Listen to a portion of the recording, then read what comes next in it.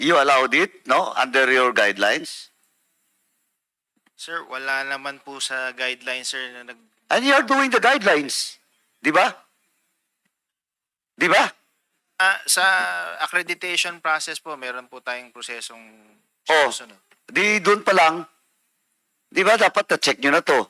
Kaya nga, tingnan mo, yung nung non-sto agri-traders, top 13. Yung isa, Davao Solar Best Corporation, number 16. A total of more than 150,000. Chairman, kung i-compute mo yung dalawa, more than 150,000 metric tons. Maganda. Yes, Honorable Karaps, baka pwedeng makakomment ang PCC. Di ba PCC? napaka-dominant ng position nung dalawang kumpanya combined together? Yes, Mr. Chair.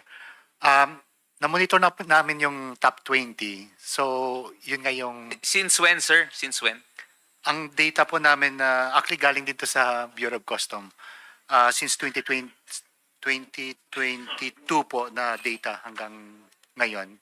Okay, so, So- they are monitored by PCC. Yes po. Okay. Kailang tiniting, siyempre, kung yung... Yes, understandable. But Yung yun lang, dominant. maganda naman na express nyo sa amin yung meron kayong ginagawa. Thank you. Yes, Chairman, last Honorable lang po, Karaps. can we direct the COMSEC to get documents from the Customs and BPI from 20, all reporters from 20, nandito sa akin, top 20, 16 to 2018. So, can we direct the COMSEC to have a copy of that from 2019 to 2023? Kasi yung available data dito is only 2024. Yes, Mr. Chairman. yes. Is that a formal motion? Yeah. Yes. So There's move, Mr. Chairman. Any second? Any objections? There being none, motion is approved. The COMSEC is hereby directed. Yeah, then Mr. Chairman, can we also direct the Customs and the BPI with regards to records on that year, no? The actual arrival of importation of rice from the Bureau of Customs and records from the BPI. Yes, Commissioner Bien, are you amenable to the request of the Honorable Paduano? Yes, Mr. Chair, we will submit. Yes, thank you very much. Thank you. Buong BPI, Mr. Chairman. Oh, kasi dapat mag-reconcile. So, okay, Director Glenn? Yes, sir, we Oh. will submit. Okay, sige. May I just ask, for the past 5 years, nagtugma ba kayo ng customs? O parati kayong nagkakaiba ng... Sir, wala po naman kaming hawak na but we do share naman yung aming SPSICs. Yes, I understand. Pero parati kayo, on a yearly basis, you will always balance out. Parehas kayo ng Most ng probably, ranking, listahan. most probably nagtutugma naman, sir. But sorry, sir, hindi ko po nakikita yung listahan pa po ulit nila. So, Okay, anyway, I think this is something that delikado 'yon, yung Director Glenn, tsaka Commissioner Bien. Pag hindi kayo nagtutugma, medyo that's kind Ito of na, Chairman, Mr. Chairman, ito na lang. Kasi ang binigay sa akin ni COMSEC is for the year 2024, January to December. Ito yung sa sa customs, 'di ba? Kayo may record ba kayo? Isang lang. Itong taon lang na to. January to December 2024, for example, BLY Agri. How much? sir, may I, Chairman? Yes, please proceed, Director. Sir, number 1 po is yung BLY Agri nga po. BLY Agri Venture Trading, 306,159.04 metric. Tama ba to, customs? Parang hindi BLY daw, yung top notcher, with 306. For our record, Your Honor, Mr. Chair, BLY AgriVenture is year to date, it's 248,000, Oh, Your Honor. the difference of almost 60,000. Medyo may problema to. Kaya nga sinasabi ko, sabi kasi ni Director Glenn, nagtutugma. Isang isang company lang. How much more yung iba pa? I have the list of at least 199. It was confirmed. Hindi nagtutugma. Oh. May problema tayo dito, Mr. Chairman. Yes, And anyway, this problem not only happens with regards to rice. This happens with onion, di ba? And well, in fact, this also, I'm really much sure, this will also happen to the sugar.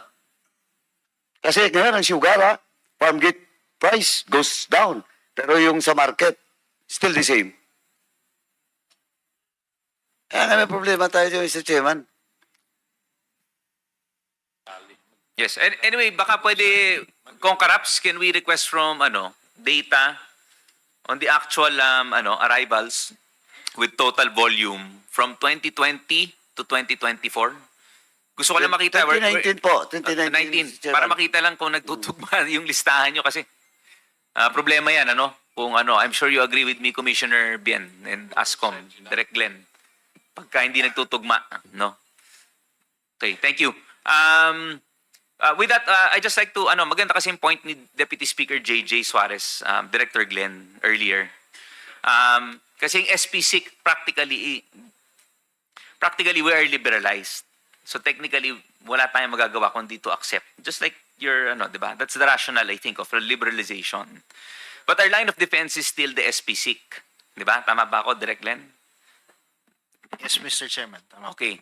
So, but it does, if we will put in more requirements, which is not too stringent, di ba?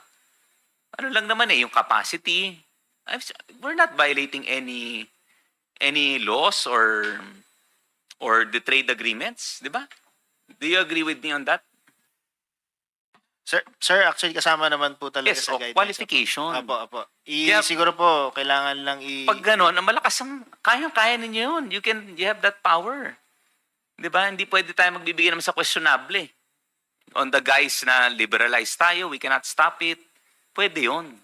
So, please give these committees, your recommendation, kung paano natin matatighten yung ganitong mga sitwasyon. You will do, Mr. Yes, Chair. thank you. Thank you, Director Glenn. So with that, may we now recognize the Honorable Mark Comanco. Thank you for your Mr. patience. Chairman, we'll let Congressman Barbers go ahead Okay, sige. And then to be followed later on by the Honorable Keith Flores. after me. Yes. Yes. Kong Ace, please proceed. Yeah, thank you, Mr. Chairman. Thank you also, Congressman Comanco. This is just very short, hopefully, because most of the questions I will raise are already raised by Congressman Acop and Congressman Paduano. Balikan ko lang ulit si King B. Dito pa si King B, King B. Talagang, Mr. Chair, hindi ako makamove on dun sa 1.2 billion transaction niya, considering that is just a newly organized company. Tama, Ngayon taong ka lang nag-umpisa, Honor. Okay.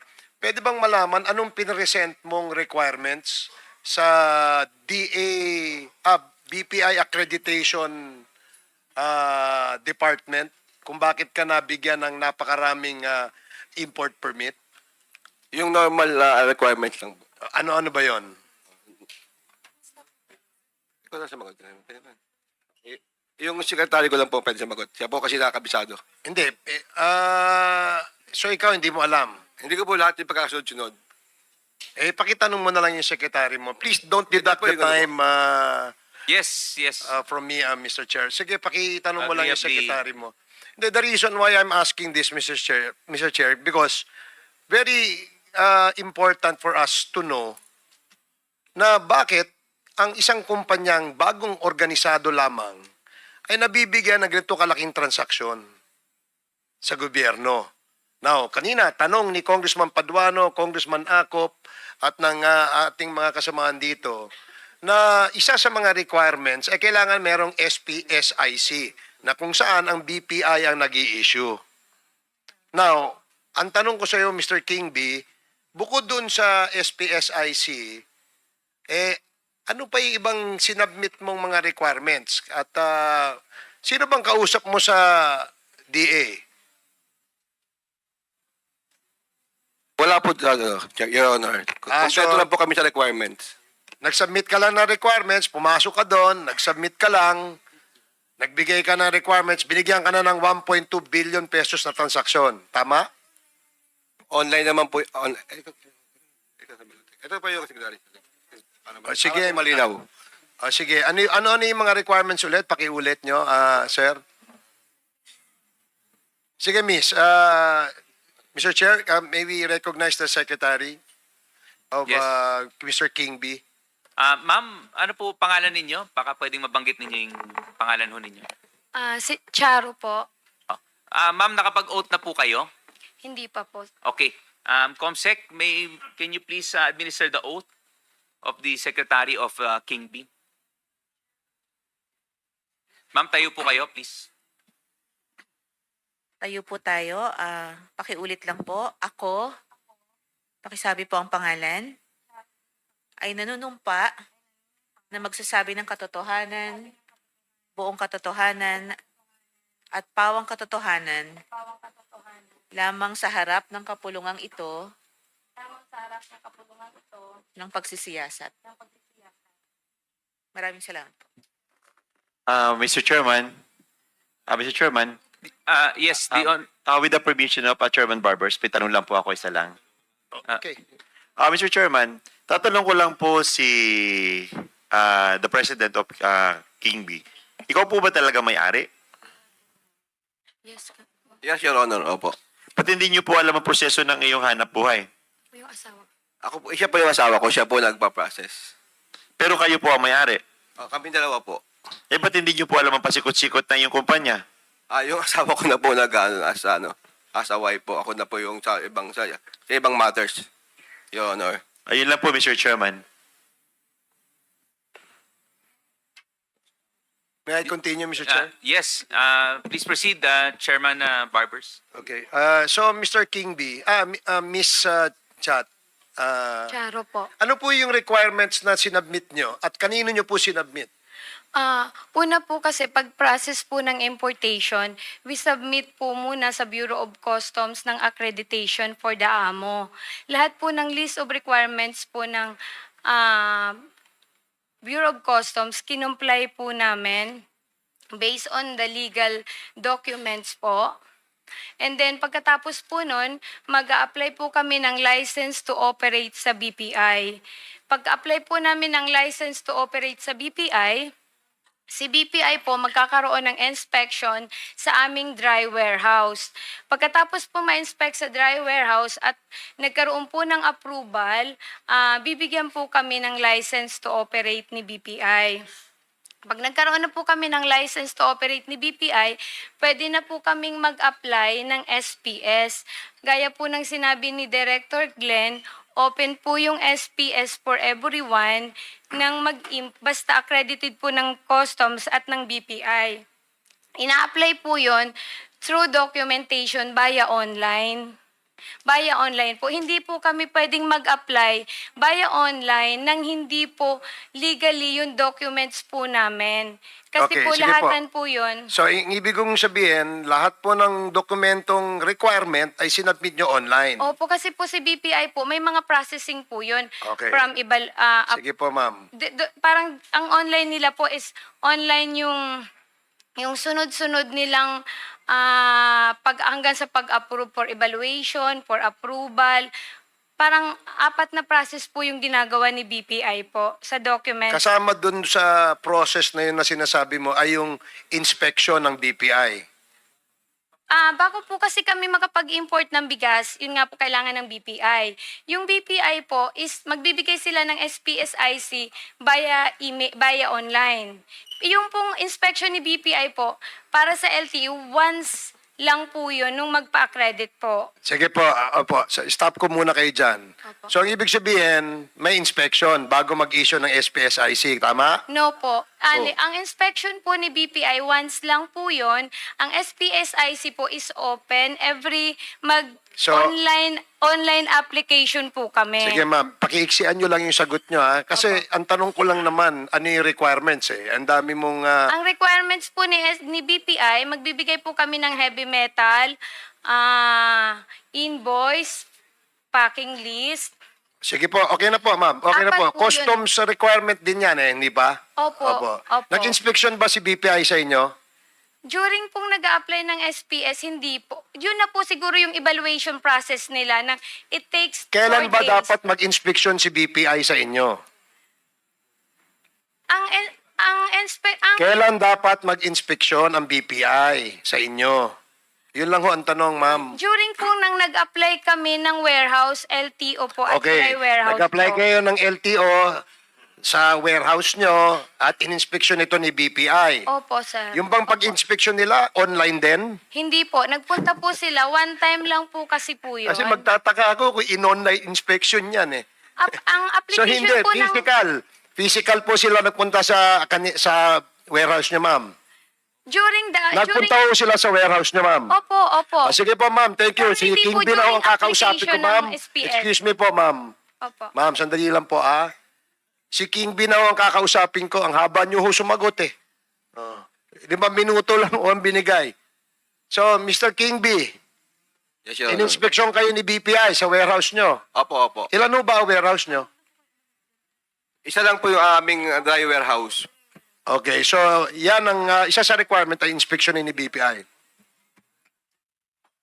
Ngayon, pwede mo bang ipaliwanag sa akin o hindi kaya ay turuan mo nga ako? Paano ka nakakuha ng 1.2 billion na transaksyon na importation dyan sa BPI? Na bagong organisadong kumpanya ka lang naman. May track record ka na ba sa importation? Wala po, Your Honor. May track record ka na ba sa bigas? Open po kasi ang apply ng Your Honor, ng permit. Hindi. Ando na po tayo kasi online nga po yun di ba? Ang tanong ko ho, ipaliwanag mo nga sa akin. O hindi kaya ituruan mo ko kung paano ka nakakuha ng 1.2 billion na transaksyon sa BPI na makapag-import ka ng ganong kalaking halagang bigas. Naka-open po kasi, Your Honor, kaya nag-apply lang po kami nag-apply ng... Okay, sige po. Salamat. So BPI, isn't track record a requirement in issuing a importation permit?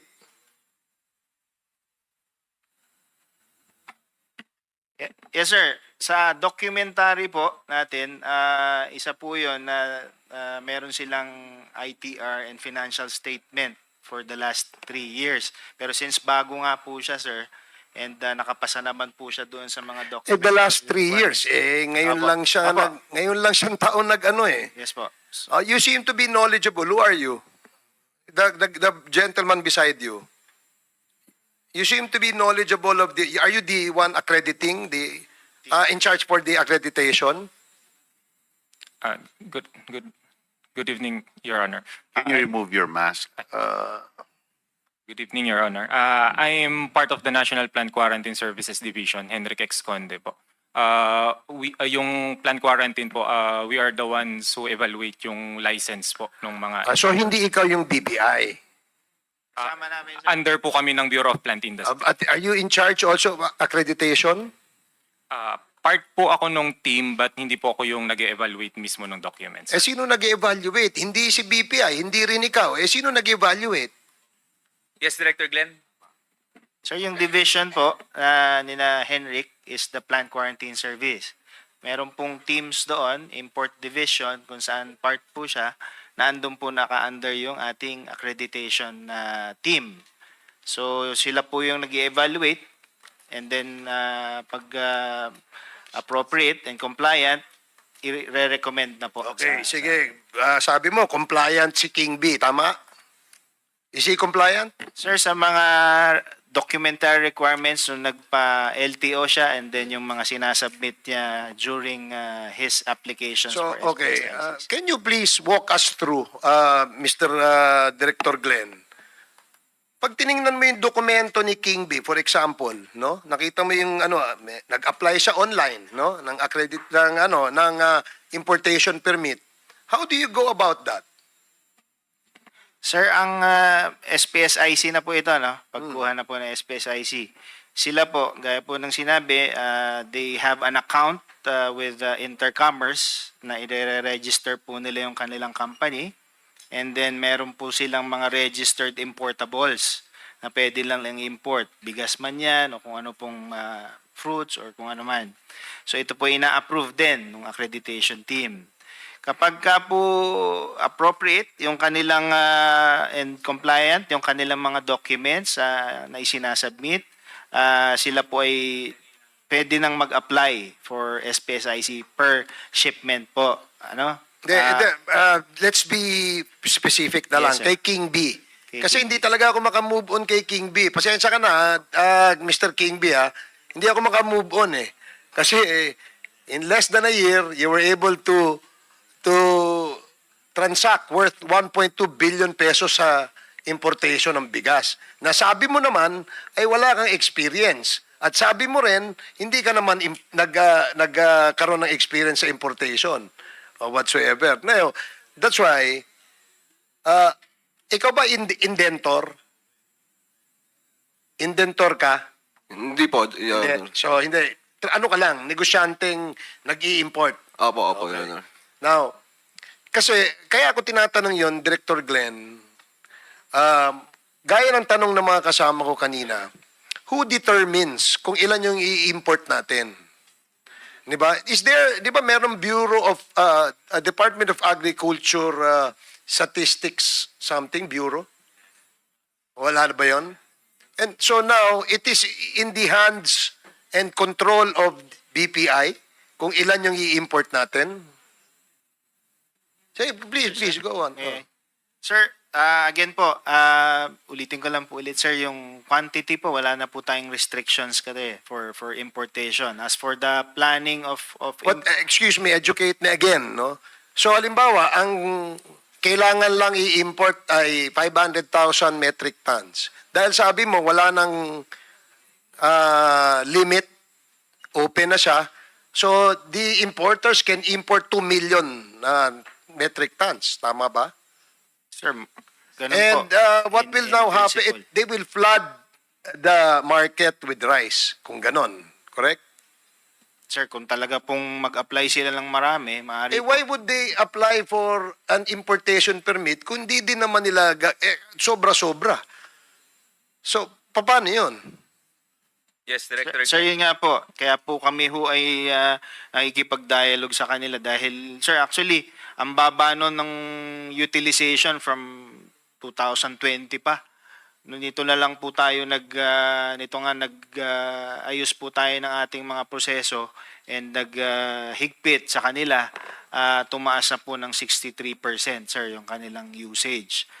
Okay, sige. Kasi nakakapagtaka eh. Ngayon, pwede po ba ako magtanong sa importer? Who's going to speak in behalf of all the importers of rice? Meron po bang presidente kayo sa association nyo? Nandiyan ba si Mr. Ha? O si King B? Yes, nandito pa si Mr. Vic Angeles. Mr. Angeles? Yes, he's nandito. still here. Yes, thank you, sir. Sir. Anyway, just to inform the body, we had excused Miss Telma Martinez of Lucky Buy and Sell. She's not feeling well and she's in the clinic as we speak. So, Comsec, please update us kung kamusta siya. Mr. Angeles, no? Tama po ba? Sir, Yes, Your Honor. saan nyo ho nalalaman na kailangan mag-import? Gaya nga ng sabi ko before, Your Honor, market dictate yan eh. Dictate yan ang market. Kung meron kang requirements, that's the time. Kung gaano karami Yeah, but gusto mong... there is an agency maybe, no, that gives us records, no, kung ilan yung kailangan i-import, ilan yung demand, ilan yung supply in the market. Sabi nyo, market prices, di ba? Market statistics ang kailangan nyo. Actually, Your Honor, it depends on how many customers you have.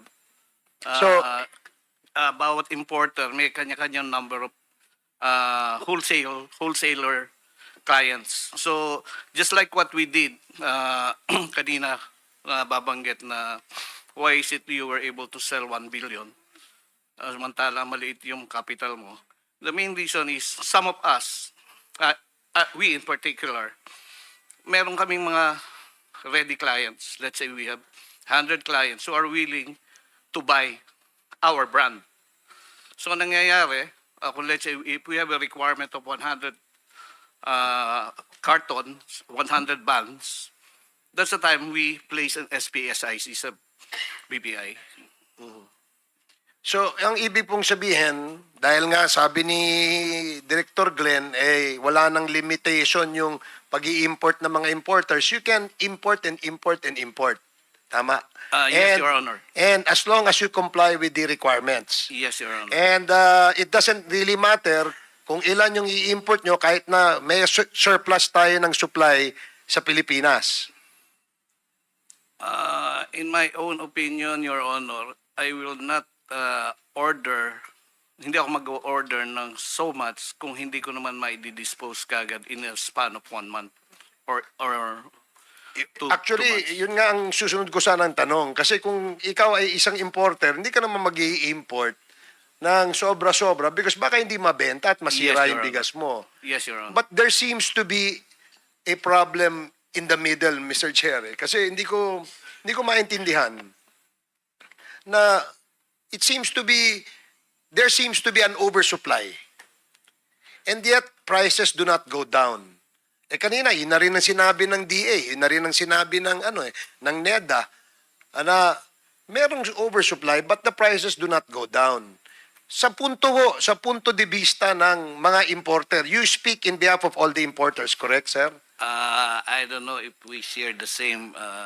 So you're not sure whether your opinion is shared by your Yes, Your colleagues Honor. in the industry. Yes, Your Honor. Ang tanong ko na lang po sa inyo, sir, paano ho bababa ang presyo ng bigas sa punto de vista ninyo as importer? Ngayon kasi, Your Honor, maraming variety ng bigas. Kunin na lang ho natin yung Kung natin pinaka-basic. Yung pinakabababa.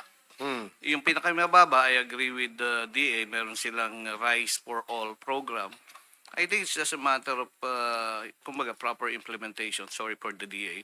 No, But don't if be I- sorry, sir. yeah, Don't if I be may sorry. suggest- If I may correct you on that, don't be sorry if you want to educate the DA. Yeah. Kasi problema ng buong Pilipinas itong presyo ng bigas eh. Kayo mga importer, alam nyo naman kung paano pababain ito eh. Di ba? Yes. Turuan nyo sila, baka hindi nila alam eh. So kayo, alam nyo po.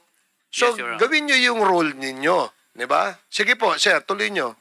Your Honor, meron tayong mga available na mga bigas na pwedeng ibaba kasi like we have yung as low as 36 pesos na pwedeng ibenta sa market. Now, ang kailangan lang siguro, if I may suggest, yung awareness campaign kung saan sila kukuha ng mababa. Awareness campaign. Yes. DA, can you take note of that, please?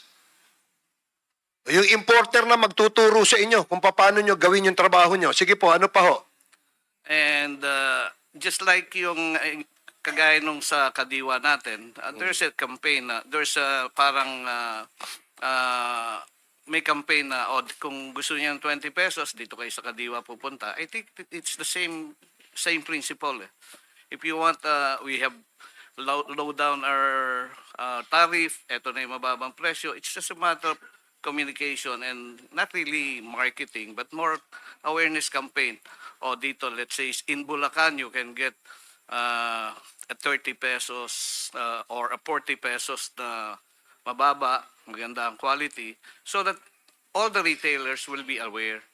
And once kasi na nagkaroon na ng awareness na mababa na yung presyo, I'm sure the retailer, even the dealers, will lower their price. Kasi, You see, Mr. Chairman, the proposal is not even rocket science. Napakadaling intindihin. Diba? Ituruan nyo nga yung DA, parang awa nyo na. Kasi ang punto natin dito, pababain itong presyo. Obviously, that's not a rocket science, gentlemen. Obviously, napakasimple lang ng kailangan pala nating gawin. Ano pa, sir, meron pa ho kayong ibang suggestion? I'm a marketing guy, Your Honor, kaya I'm much more particular on awareness campaign. Yan, that's the most And important. you guarantee that when there is an awareness campaign, the prices would go down. Yes, Your Honor. Is it correct to assume na yung importer ba at yung importer pwede maging wholesaler? Some of us, in our case kasi, when you compare importer, wholesaler, dealer, and retailer, may kanya-kanya kaming expenses eh.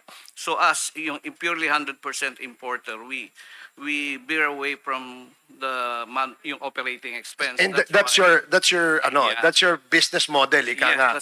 that's our but business model. It is not prohibited that an importer becomes a wholesaler and then becomes a dealer as well. No, Your Honor. Walang limitations, walang Walang prohibition. Yes, Your Honor. So, in that way, sa tingin mo ba, hindi ba dapat pigilan din yon? Kasi baka magkaroon ng kartel pagka ganon. Sa tingin ko, Your Honor, hindi naman. Hindi magkakaroon ng cartel kasi yung demand ng bigas is dictated by the price. Okay. Yung competitive pricing. Sige po. Meron ho bang wholesaler dito? Is there an wholesaler here, Mr. Chair? Yes, I think earlier meron na wholesaler na importer wholesaler. Sino po 'yon? So kung walang wholesaler, Ayun, ma'am, Yes, ma'am ma'am. kayo po. ma'am, pwede po bang magtanong, ma'am? Miss Janine Tan. Yes.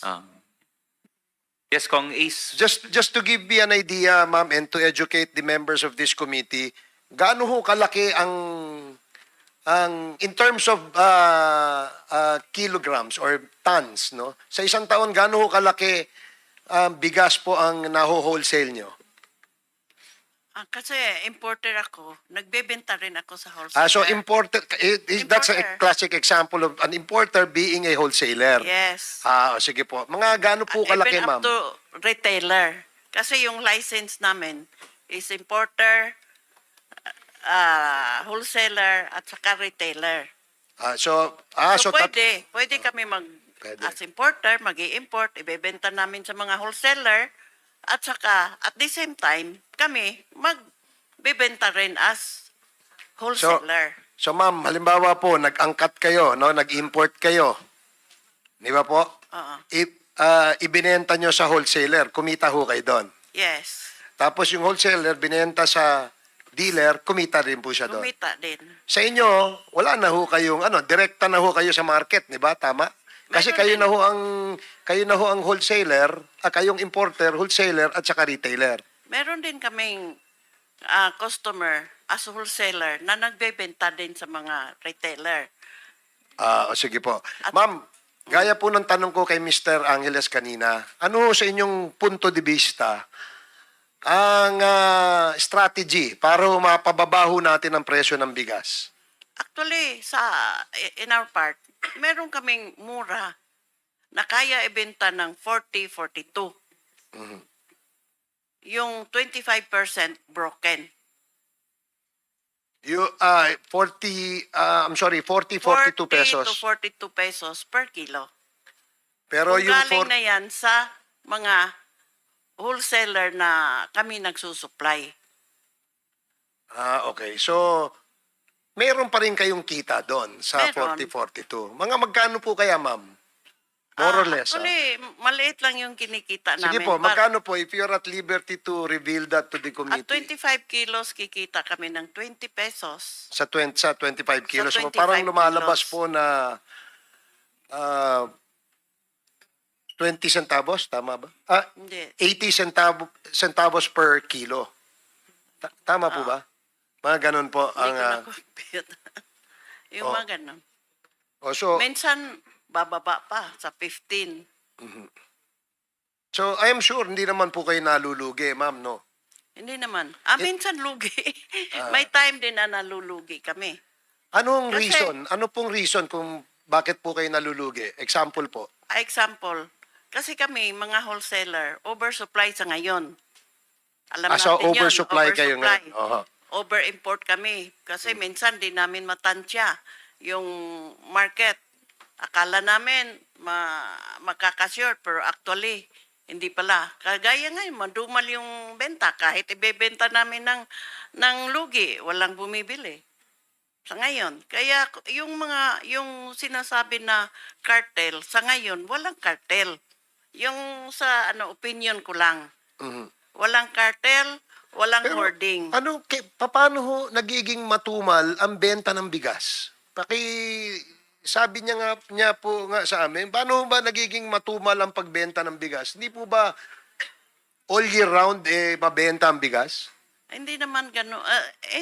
Kami nga hindi namin matansya na bakit madumal ang ngayon. Dapat from December, January, February, kasi considered as lean months. Kasi March pa yung harvest ng local.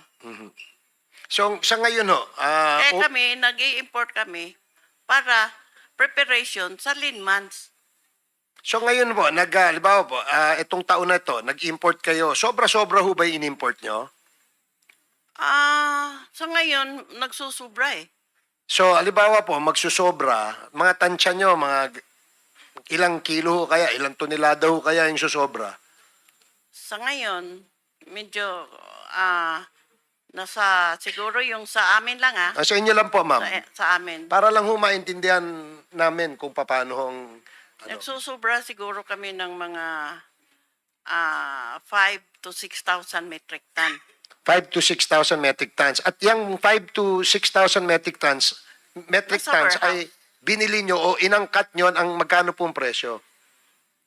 Nasa 480 to 485 per metric ton. Yung 25% kasi yun ang mumurahin. So, alimbawa ho, kung matagal na ho siya nakastock sa inyo, anong ginagawa nyo? Yung palugi. Minsan, palugi. So, binibenta nyo ng palugi? Palugi, oo. At what price nyo kaya binibenta, ma'am? So ngayon may binibenta kami na 900 pesos per 25 kilos. So, bali, yung isang sakong 50 kilos, that's 1,800 pesos. Lugi ba yun? Lugi, konti. Kasi yung storage, Oh. yung mga halimbawa, expenses namin. Di ba, karamihan naman po ng importer, may sarili ho kayong bodega. Meron. Hindi nyo naman binabayaran sarili nyo sa bodega nyo, di ba po ba, ma'am? Hindi naman. So, paano magkakaroon ng cost yung storage? Yung 1 month, 2 months, nag-invest na yun eh. Kung hindi mabinta ka agad. So yung cost of money ang sinasabi nyo. Kasi Cost of 2 months money. ago, nag-import kayo, ang presyo nyo, kumbaga, nalugi na kayo sa cost of money. Cost of money kasi naglo-loan din kami sa bangko eh. Okay. Hihiram ng... Sige po. Sige. Salamat po, ma'am, sa sagot nyo. So, meron ho ba kayong gustong isuggest sa DA kung paano pababain ang presyo ng bigas? Kong Ace, just to remind you. Just last. Yes. Just last. Yes. Thank you. Wala naman. Kasi yung decision na yun, nasa amin lang, mga importer, mga trader, yung mga wholesaler, nasa amin na yun. Kung kailangan namin, minsan, kailangan na namin i-dispose. So yun, by that time, ibebenta na lang namin bang palugi. Naintindihan ko po yun kasi siyempre gumastos ho kayo pag-import eh. At kailangan nyong bawiin at least kahit man lang siguro kalahati. Pero sabi nyo, konti lang ho eh. Konti lang. So, konti lang ang lugi nyo. Konti ang lugi. Hindi ho nyo ba naisip na ibenta nyo na lang ng kalahati ng cost nyo? Hindi naman. Paano kami makabayad sa loan namin sa bangko kung... Halimbawa ho, magkaroon ng intervention ng gobyerno at sabihin na yung mga oversupply, ibenta nyo sa Kadiwa Center, wala ho kayong babayarang, example lamang po, wala ho kayong babayarang, let's say, tax. Okay sa inyo ho yun? Okay naman sa amin magbenta sa government. Pero nga ho yung presyo, halimbawa, benta nyo ng 25 pesos per kilo, okay lang ho sa inyo yun? Hindi pwede. Malaking lugi yan, 25 pesos. Yun nga, exactly what I was driving at, ma'am, no? Last question, Mr. Chair, last na lang po sa Bureau of Customs. Sa Bureau of Customs, ito, problema talaga ito, matagal na eh. And I'm sure you are very much aware that the problem of smuggling of rice is a prevailing and continuing problem, even up to this moment that I speak. Is that correct? Is that an assumption that I would say a correct assumption? A presumption? Mr. Chair, no, Your Honor. No. Yes, sir. Why? I think, sir, the best indicator that there's rice smuggling if the legal importers are complaining about competition. So, I believe that if there's rice smuggling, the rice smugglers will probably be lower than the price of the legitimate importers. And the legitimate importers, since they cannot compete with the smugglers, I think they would reduce their importations, or probably they will not import anymore, Your Honor. So, insofar as our risk management naman po, every time there's an arrival, especially on bulk shipments, kitang-kita po naman po kung ang kargamento is rice kasi it's in bulk and it's open. And we always based we always match kung sa volume po, we always match it with LPSR when it comes to bulk shipments. And this LPSR is issued by accredited cargo surveyors po from source. And if it's a containerized rice shipments,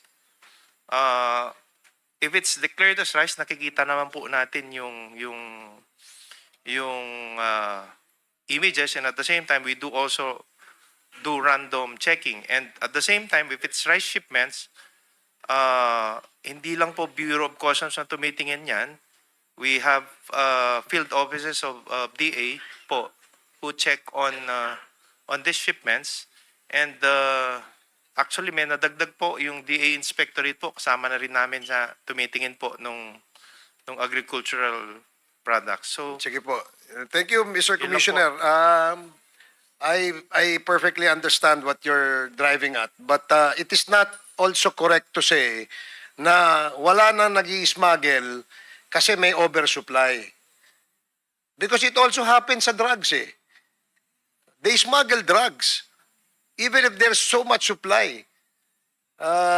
So perhaps depende siguro sa ano, and I will ask questions on the second round pertaining to that, because I know I have eaten the time of Congressman Mark Coangco. So, Mr. Commissioner, the next hearing, I would again ask questions about smuggling in the, because meron po tayong Zamboanga, Sulu, Zamboanga, Basilan, Sulu, Tawi-Tawi smuggling incidents, and I'm sure you're quite familiar with that, di ba?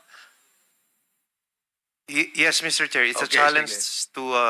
to really protect our borders in that area. That's my point. So it's not actually accurate to say that there's no smuggling, because it could have passed through those ports, and that's a given, correct? There's a possibility, Your Honor, Mr. I Chair. see. Okay, thank you, Mr. Chair. Thank you, Yes, Commissioner. thank you. Kong Ace, may I know if you're interested to ask on the second round? Or, sige, okay, thank you. We'll take note.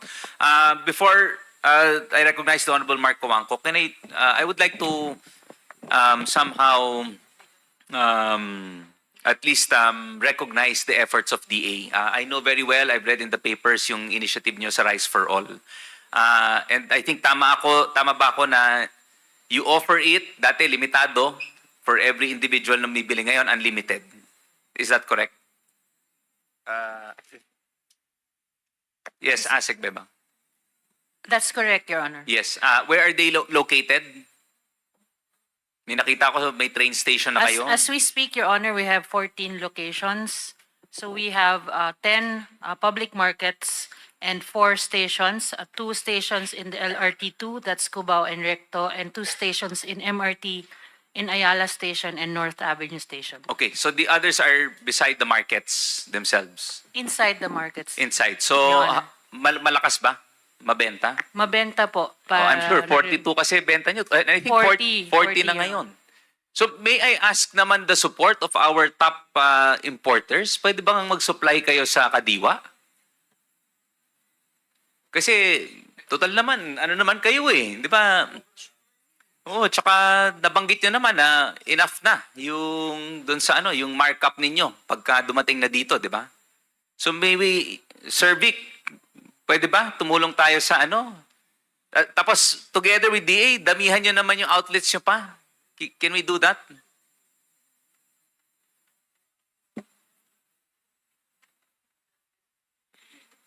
Yes, Asek, sige. Your Honor, for the information also of the body, we've also talked with several importers already, and they've also expressed their support and willingness to put the kadiwa ng Pangulo kiosk in their stores. So we Okay, have kasi I'm around sure kayo bibilhan na dito. Opo. 42 pesos na 40 40 pesos, pesos. 5% broken, di ba? 25%. 25. Pero kaya nyo ng 42 yan. Babaan nyo naman yung 5% naman benta nyo. They can supply it. Because 76% is 5%. Yun ang ibenta ninyo. We will Can you, take your okay, suggestion. please give me a simulation because I have my own estimates here. Give me how much it would cost, di ba? Yung ano, yung per kilo, di ba? So, I'm interested to see your ano, your simulation. Yes, Your Honor. We only started last week. Sige, pati 5%, paki ano naman. Our importers are willing to supply you at the cheapest cost. I think they're mentioning about 25% broken, Mr. Chair. Yes, pero yung 5, make it available. But 5%, we cannot sell it at that what I Yes, ma'am. So I magkano offer. po ninyo kaya ibenta? I'm sure cheaper pa rin kayo kesa sa mga retailers po ngayon.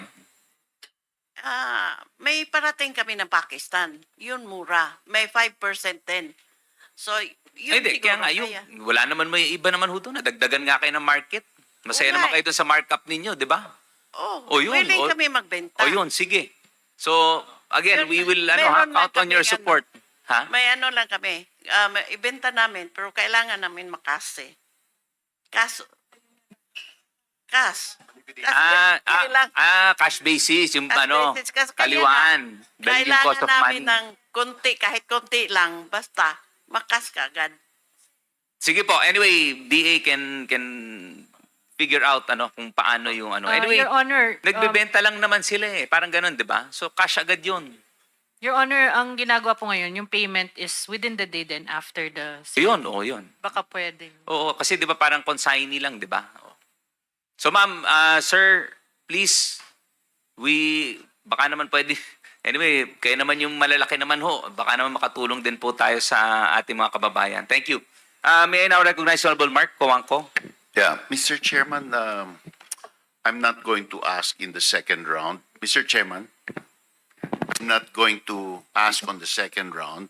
Yes. Now, I was going to raise an issue on the other matters. I'd like to lump that in my comment. It's about rice also, but not about the importation. Yes. Is that okay? Yes, of course. Anything that Yeah, that would so be within could our you be theme a of little- reducing the price of food. Ano? a Food. little bit generous on the time. Yes. Thank you. Yes, sige. Thank you, Mr. Chairman. Mr. J. Kainglet mentioned that the Executive Order 62 has caused the small millers, the small warehouse operators to die. No? So my question to him is, what's next? So if these players, if these stakeholders in our rice industry are gone, and we are now left with suppliers who we see here today, what is the next move of the government? Are we supposed to resurrect these small players, these small millers? May I have a comment from Jay, if he's still here? Yes, may we request the page to locate Mr. Jason Kainglet? ng sinag. Yeah. So, if we're going to do that, does DA have an idea of what kind of storage facilities we need that were lost when these small millers, traders, warehouse people became extinct? Does DA, let me throw a hypothetical to the group. Let's say, firstly, let me ask the question. How much rice does the Philippines need to import every year so that there's no shortage? Is it 4 million tons a year? Is that a good number? Roughly, Mr. Chair, around 3.8 to 4 million. So 4 million 3.8. metric tons, metric tons per year. Around 3.8, yes. Okay. If we import that every year, that is a third of that every cropping season. Is that correct? It's not all at the same time. So it's around a third of that every cropping season. Around 1.3 million tons per cropping season is what we need to import. Yes, sir. Roughly around 1 million per quarter. Something like Okay, so what kind of storage facilities would we need to store all of that? Do you have a number for the investment to build that with the hypothetical that the government will do all the importation? In other words, this is also a question for NFA. I calculate that we need 132 billion pesos. Of course, a third of that only, because it's only a third every, a million tons every quarter. So, what kind of storage facility would we need if we were to create a Bureau of Rice Importation, for example, right? Yes. Before I recognize Admin Larry, I was made aware that Miss Jeannie Tan is taking maintenance, and I think medyo mahina. Is there any other questions ba kay Miss Jeannie Tan? Baka naman we could accord her the chance naman na tomorrow, ma'am, nandito naman po kayo. Oho. She's been here naman throughout the day. Yes. May I just make a comment? Are you okay? Kay Miss Jeannie? May I just make a comment on what she said earlier? Yes, sige. Yeah. Go ahead. Go ahead.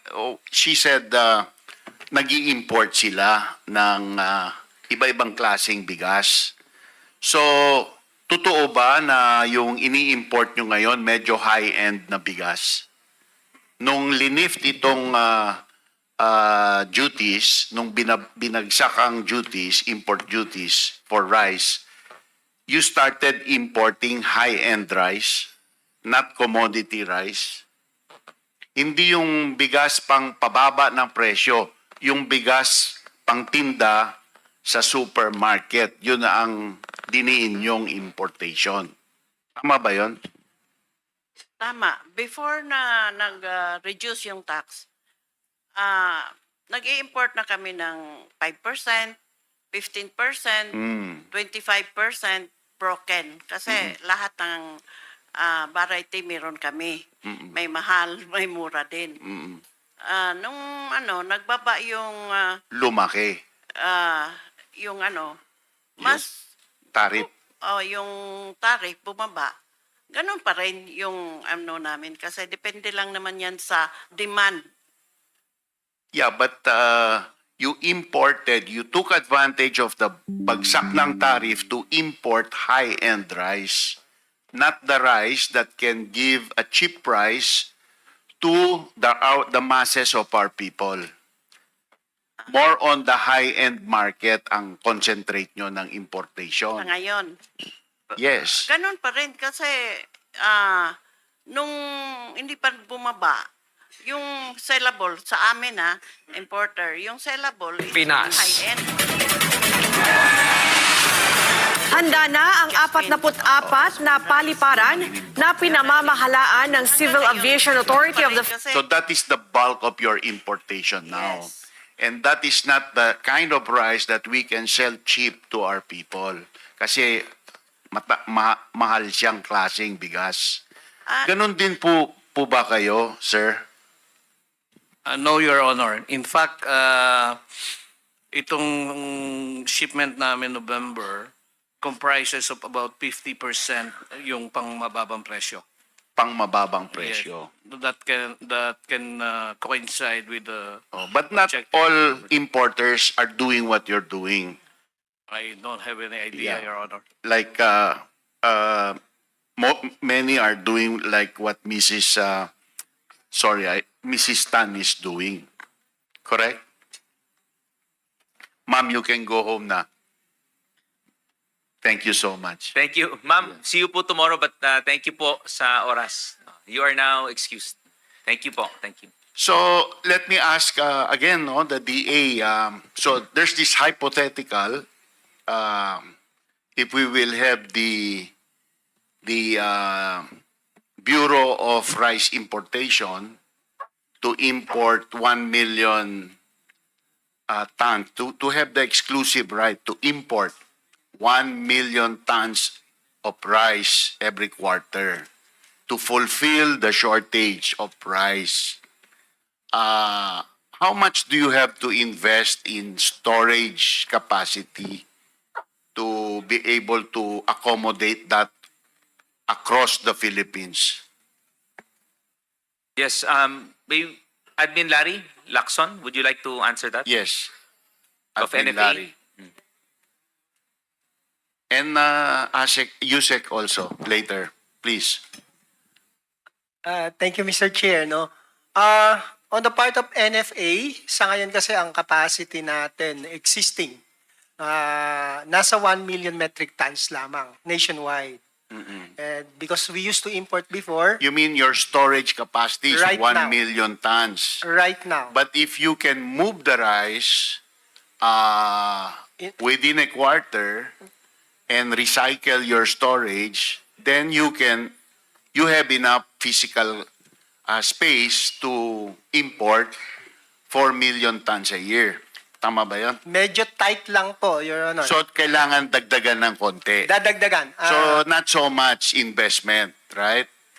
Pwede yon. So, have you looked at doing that para wala ng gulo na nanghihinala tayo na may wrongdoing, etc., etc. What if government were to import 100% of the rice requirement? I think if it will allow us through a law, To? or if it will allow us,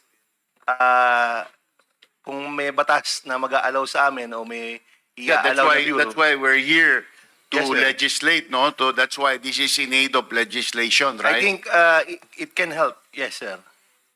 So, could we have a position paper from both NFA and DA regarding this idea so that it could be the source of possible legislation? I'd like to point out to everybody here in this room, the average age of our farmers is now 60 years old. Ang dami na pong ayaw mag-farming. Lalong-lalo na sa palay na backbreaking ang trabaho. Ang sprawl ng ating zoning, dahil wala tayong disiplina, it is encroaching in all our rice land.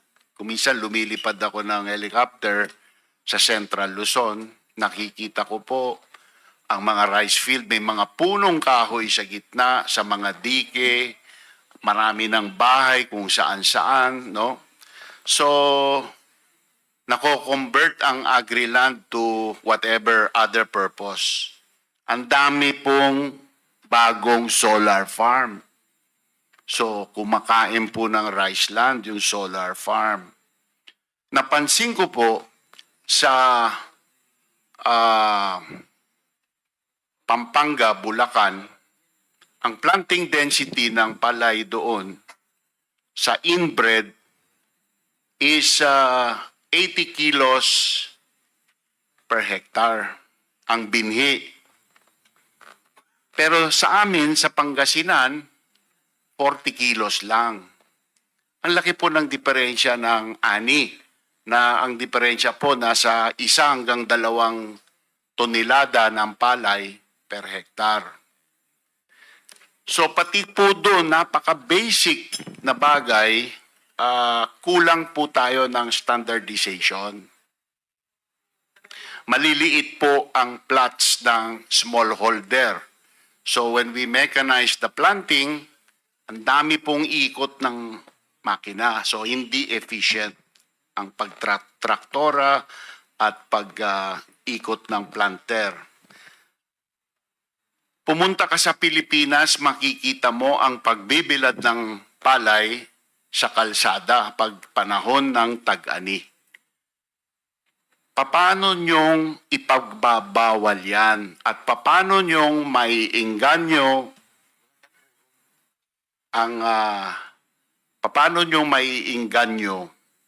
ang farmers na tangkilikin ang drying facilities not only ng private pero pati ng gobyerno para pagdating ng masamang panahon, buhay yung dryer, may matatakbuhan sila.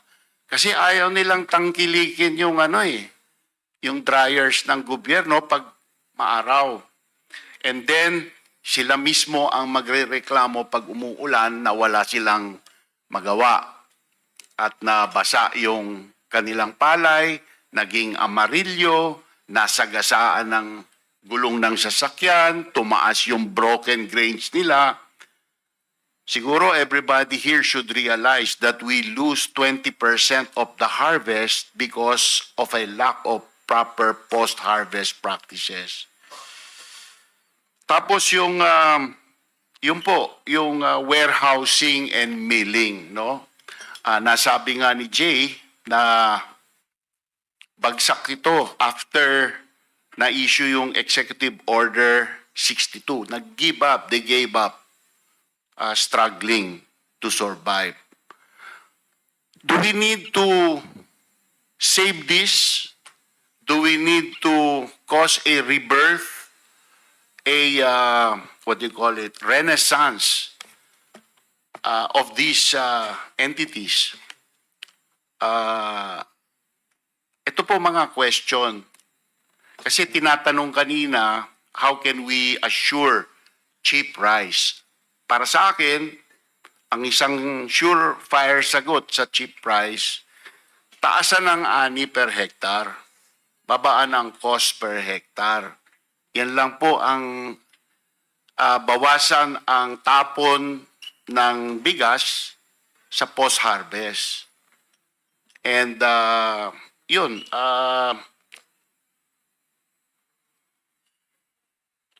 I think these issues need to be addressed, and I'm posing them to NFA and DA. Sana po you can come up with your position papers on this.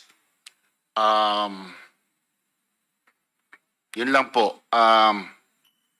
I'd like to comment on some of the questions of Congressman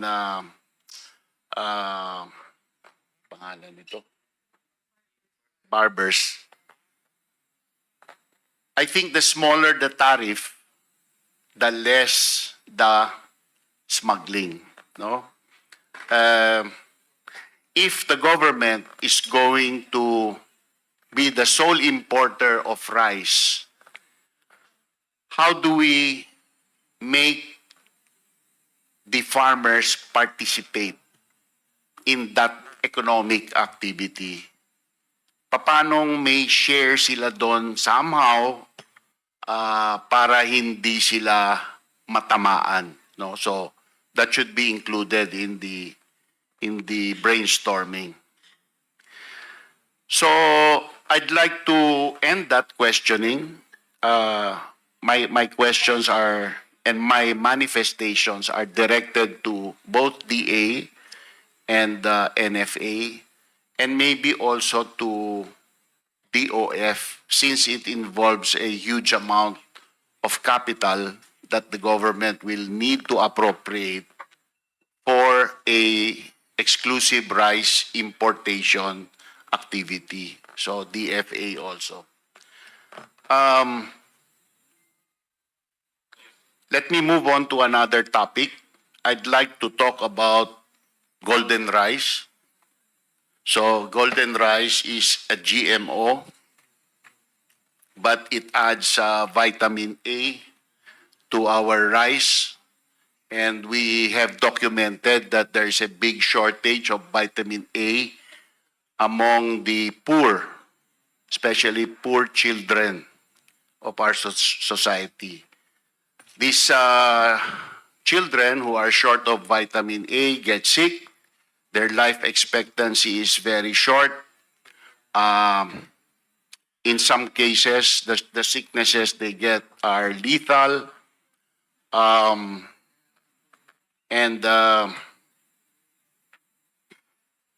noong ang ating Court of Appeals nag-issue ng writ of kalikasan regarding golden rice, pati po ang BT corn, ang other imported na GMOs na ginagamit sa feed industry, kasali po yun.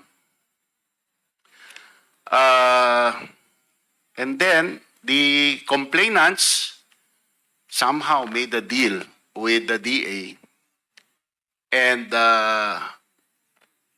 tinira na lang yung golden rice at BT talong sa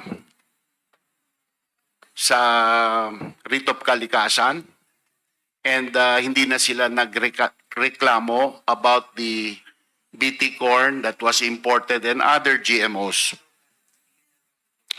My point is, if DA doesn't fight against this writ of kalikasan, it is inconsistent, it is dishonest, and it will backfire on you and the country later on.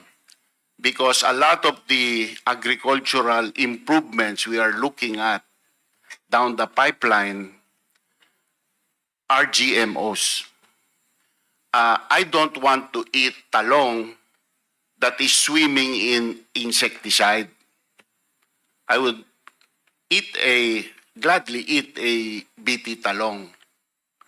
But I would not like to eat a talong that was flooded with insecticides just to be able to have an economic harvest.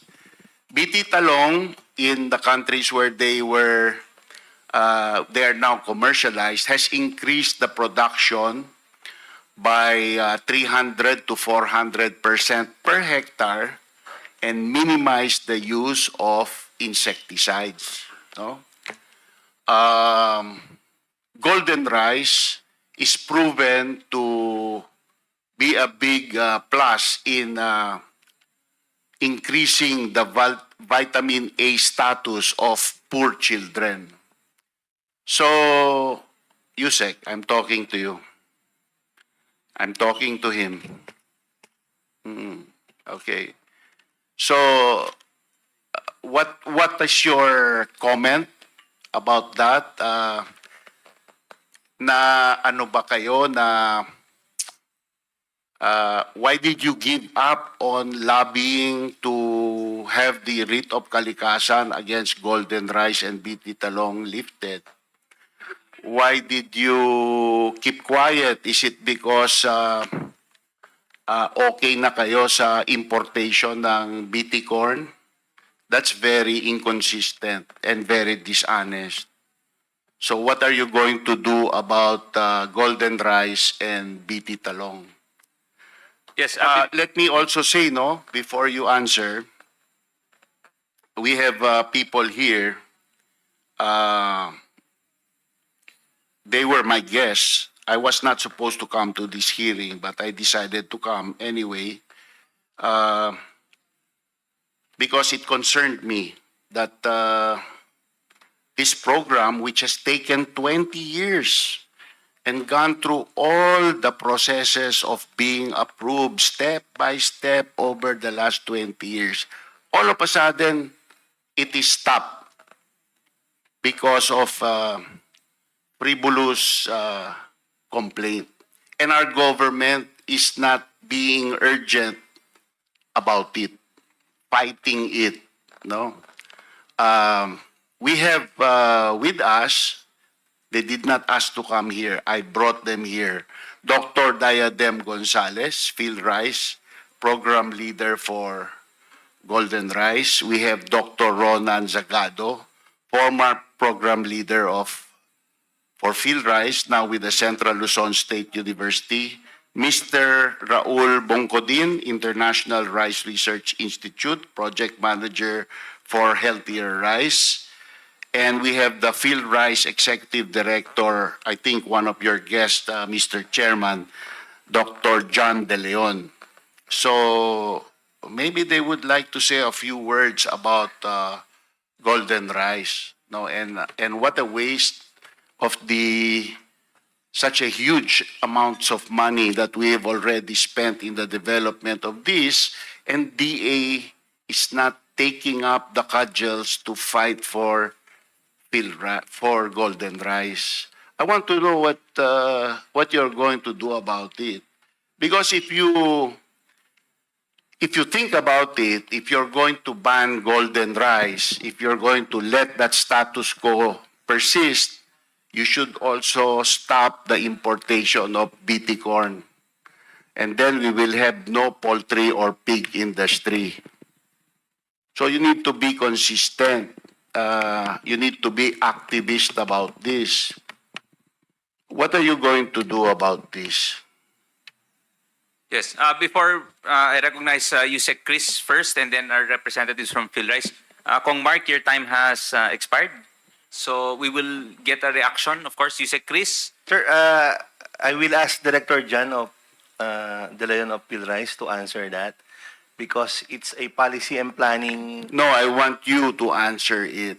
I want you to say that you will support him, that the department will fight for. I want it on the record here, you saying that the Department of Agriculture will fight for Golden Rice. Sir, it's not under my jurisdiction. It's under the policy and planning team, sir. Well, you need to report to the secretary Yes, sir. I that will this has inform. been manifested here in this hearing, and I want a response from him. Tomorrow, sir. Yes. I will tell him tonight, and a response will be provided. Yeah. We will Categorically make for this tomorrow. a scandal because 20 years, you don't just waste 20 years, especially careers of people who have poured their heart and soul into this program, and billions already spent for this. I agree, sir. I will discuss this with the secretary immediately, sir. Mr. Chair. So who's going to talk? Yes, Director John. Yeah, Mr. Chair, Congressman Kuangko, thank you very much po. Well, as a matter of fact, the matter is with the Supreme Court. We went to the Supreme Court to fight for the rights of people who deserve also the benefit of this kind of technology, Golden Rice. But I think you are more familiar, siguro, that we cannot also talk at length about the case itself. But maybe just the idea that indeed the technology has come a long way. Nung nag-umpisa po ito, parang ang pinanggagalingan nung... You can talk about it here because this is Congress and we have a separation of powers. Yes, yes, sir. Just to mention po na indeed it took a long while before we got that approval. It was in 2021 July. And so it reached the farmers' hands, especially we focused on promoting it in the provinces with highest number of vitamin A deficient children and even yung mga mothers. Kaya lang umabot po sa ganito. Doctor, Yes, sir. Sorry. the reason I'm so passionate about this is that we had a program in my district and I had a deal with the DSWD that this should be fed to school kids instead of ordinary rice in their feeding programs, and also being used by DSWD to give in times of calamity. So our market evaporated. No, we had a program, we had farmers planting this, nawala lahat yun, nabura in one ganon. And you didn't fight for it. I mean, not you, DA, didn't fight for it. Actually, sir, as we speak, meron din po tayo in field rice, for example, while we are waiting for the court to act, meron din tayong supply of milled rice of golden rice. And of course, the seeds na naghihintay sanang maitanim pa ng mga farmers. But we have to comply with the court rule. But recently, we're also getting some queries na nababalita ng mga kababayan natin. There's this increasing cost of rice. Baka pwedeng hingiin na lang nila yung stock ng golden rice. Sa totoo po, Congressman Coangco, we bleed with the thought na, yeah, we have some stocks of rice that can help maybe not for a long time, but at least kung pwede sanang maibigay. But at the same time, we face also the constraint that we might be cited in contempt. So sabi ng aming legal counsel, the OGCC, maybe if there are really interest groups who want to get that, eh sila ang magsabi, hindi kami. But totoo po yun, because this will just go to waste, masisira lang. And instead of sana, kung meron lang avenue to, na kung gusto nila, even actually nga kung merong paraan. But such is the situation, sir. But I really feel na sana makita din natin that napayagan na siya except that this was raised in the name of yung sa environment. But marami na pong pag-aaral. And even we, as the Congressman Coangco mentioned, we allowed the planting of other GM and until now there's no really evidence on the effect on the environment. And then suddenly we allow some but this one not. Parang kahit po kami sa siyensya, parang we also could not understand yung point na gano'n. But anyway, we continue to do that. The thing is, if we anchor many researches on building on these kinds of traits, GM, parang nasasayang po. And this is just a case in the Philippines. There are other countries who are looking at what we have done in the Philippines based on legislation. Pinayagan siya. For example, Bangladesh is one. They were looking at us because they also have that big problem. But then we got into this situation. They were looking at even bringing this kind of rice maybe in other countries or other continents. We set it as the first country to do that in rice. Kaya lang naging ganito po. As scientists, we will continue to work, but of course based on what we are allowed to do. Pero nasasayangan po talaga kami sa nangyari, Mr. Chair. Mr. Chair, what kind of committee action could we do to help the plight of golden rice Well, I guess and BT Talong? I guess we will have to engage the Committee on Science and Technology. We could do it a joint hearing and come up with a resolution. Yeah. We hear the science behind the proposal of GMO, the BT corn. Could we do that? Do you We need a- can, yes, You we need an author for a resolution? Yes, we do. Okay. Yes. Okay, So we I'll hope do that. we make reference to the two committees Yeah. so that we could support the initiative of the Honorable Mark Comanco. Sige. And then also, Chair, maybe the committee would consider the Bureau of Rice Importation Yes. with a revolving fund of around 30, 35 billion pesos. Yes. We will await the position paper as requested by the Honorable Comanco to be submitted to the committee. Yeah. Diba? I think that was requested admin Larry. For NFA and DA. and DA. Yeah. Thank Yes. you, sir. Thank you very much. Thank you, Mr. Chair. Thank you, Honorable Mark Comanco. At this point, may we now recognize the Honorable Keith Chairman, Flores? Chairman, it's Yes. now almost 7:45. More than an hour na para kay Mr. King B. Yes, sir. Mayroon na ba? 7:05 ang ating napag-usapan. With the indulgence, of course, of the Honorable Keith Flores, thank you for reminding the chair. Yes, Your Honor. Hindi po. Meron na po. It's about 50 million from January to November. 50 million. Hey, tindigan mo yan. Mr. Chairman, can I move that all those top 20 importers to submit to this committee the financial statements and income tax? Audited Financial statements At the same and, time yung income tax returns. and income tax returns. So, Para reminder makita mo- natin yung 50 million. 50 million 50 per. out of the 1.2. Your Honor. Okay, sige. So anyway, makita naman natin yun, ano? So, malinaw po sa atin yung request, audited financial statements, at saka po yung ITR po natin.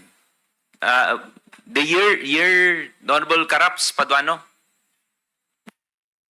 Chairman, sorry. Yes, any year in particular? Kasi new 20 po. transaction lang kayo, sir, di ba? So wala ka pa ng audited. Wala pa siya. Wala pa. Okay. Wala pa. Sige. Itong si King B, kasi 5% lang, di ba? Sa commodities, yung profit. So, tama-tama, 50 million daw. Ayun. Diba? Kapos Sige. yan ng Anyway. 10 million. Sige, sir. Anyway, sabi niyo naman yung inyo, di ba? Na 50 million. Paninindigan niyo naman po yung 50 million? Okay po. Sige, thank you. So, Chairman, again, King B, you have to submit your audited financial statement and your ITR. Ito po. Sorry? We will submit, Your Honor. Yes, please. Thank you. Yes, thank you. Thank you, sir. Thank you very much, Kong Karaps. Again, may we now recognize Honorable Jonathan Keith Flores to be followed by the Honorable Nikki Briones briefly, and then to be followed by the Honorable Janet Garin. Thank you, Mr. Chair. Mr. Chair, I would just like to pick up from the questions of Congressman Ace Barbers. I would like to know from the importers. I was gonna ask Ms. Jeannie Tan kanina, but she was already excused. Sino sa importers dito ang importers, wholesalers, and at the same time retailers? Yes, we had si Soda King. Yung kagaya kay Jeannie Tan. Yes, si Soda King. Yes, oo. I think the daughter, is your mother still here, ma'am? Ganito po kasi, yung mga invited source person should ask permission to leave. Kasi tingnan mo, wala na yung iba dito, Mr. Chairman, except for that one. Sabi mo nga nasa medical ngayon.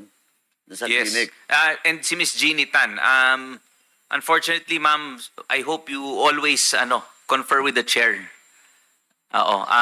We understand naman na she is an elderly.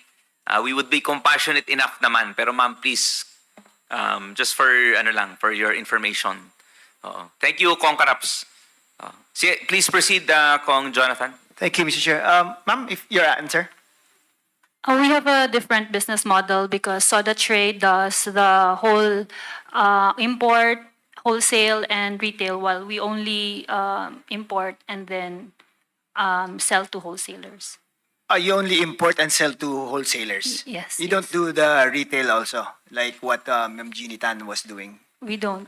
But just to clarify, your mother Yeah, but my mother does does. the ano? Yes. Your mother does. Okay, now, kasi I just wanted to find out, kanina kasi sabi ni Jeannie Tan na she was selling rice at this price, which is much lower than what the current prices are. No? Tama po ba? Yes, yes. Kayo, do you know of any other person who does that? For us, sir, because we have different origins, and some origins only have a harvest once a year. So, for instance, this year, Pakistan harvested as early as end of August. So we have, and Myanmar also. So 60% of our imports, or 70%, I guess, are from these origins, because this is the only time that we can get this much lower value. In fact, it's very low right now because India just opened and there's a lot of rice in the whole market. So India is 40% provider of food, of rice in the whole world. So when it released its stocks, all the other origins also lowered down their prices. So this year, when we learned that the prices have gone down, and in anticipation for the December, You ordered. we ordered, but they were supposed to deliver September, October, November, but these origins have very difficult logistics. So some only delivered in kung kailan nila gustong i-deliver. All right. Anyway, my question was supposed to be focusing on if you can sell, or if she can sell it at a lower price than the current prices. Bakit hindi po mas spread out itong rice na to other retailers and sell it at the same or similar prices po? Sir, so for example, I was sharing with our secretary this year that as early as November 11, when our rice, affordable rice arrived, we convened with DTI and the local price coordinating council of Cagayan de Oro. And in fact, this can be validated by DTI in Cagayan de Oro that we had seminar, information dissemination to the retailers, because as importers, we don't really get to reach that market. So we, together with some wholesalers, we informed them that there's already rice available at 36. Okay, let me 39. stop you there Yes. para ang tuloy-tuloy sana ang question. You just try not to give such a lengthy answer. So, you met with the government agencies to inform the retailers that it's possible to sell rice at this price because we have the stocks that could be sold at this price. Tama? Correct, sir. Okay, now, how come na ginawa niyo na yun, yet hindi pa rin nagre-reflect sa market prices yung prices na dapat mabenta siya at that lower price? Yan ang tanong ko po. Yes, sir. In fact, we can invite the DTI who handle that, because what we observe, sir, the methodology for which we get the prices and where we get them are from the market stalls, which can only accommodate 10, 20 bags at 10 square meters. So a 10 square meter retail store can only accommodate about 10 sacks. And us as a wholesaler, we are not logistics ready to deliver 10 sacks every day if they need to order 5.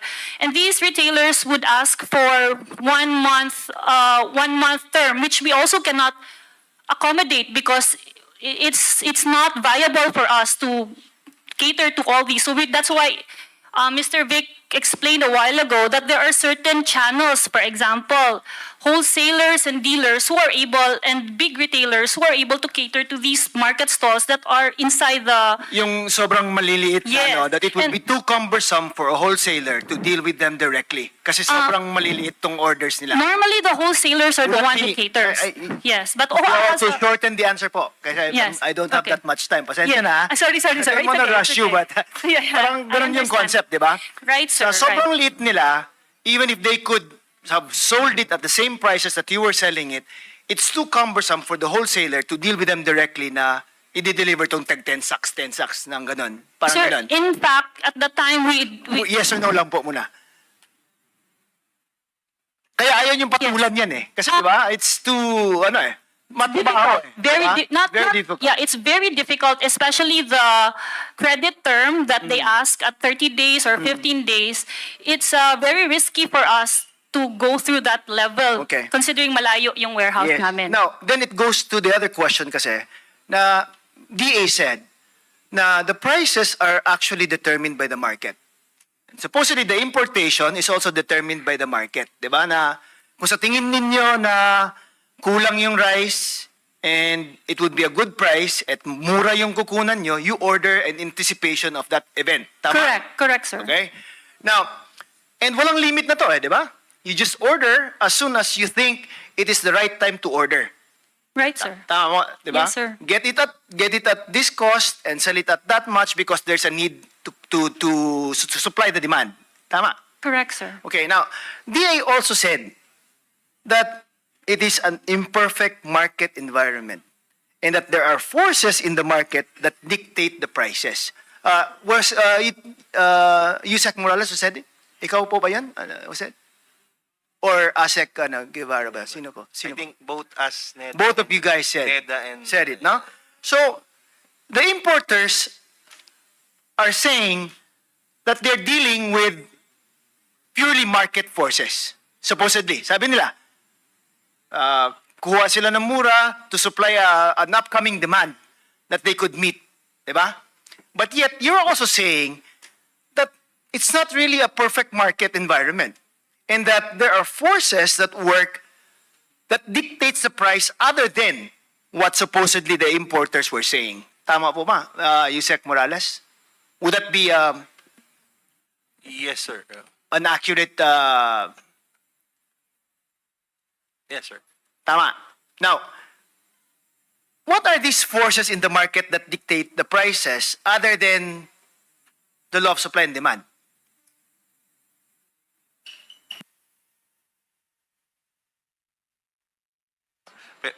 Based on the assessment din, sir, ng NEDA, Mr. Chair, kung may isang dominant market player, they can dictate the price.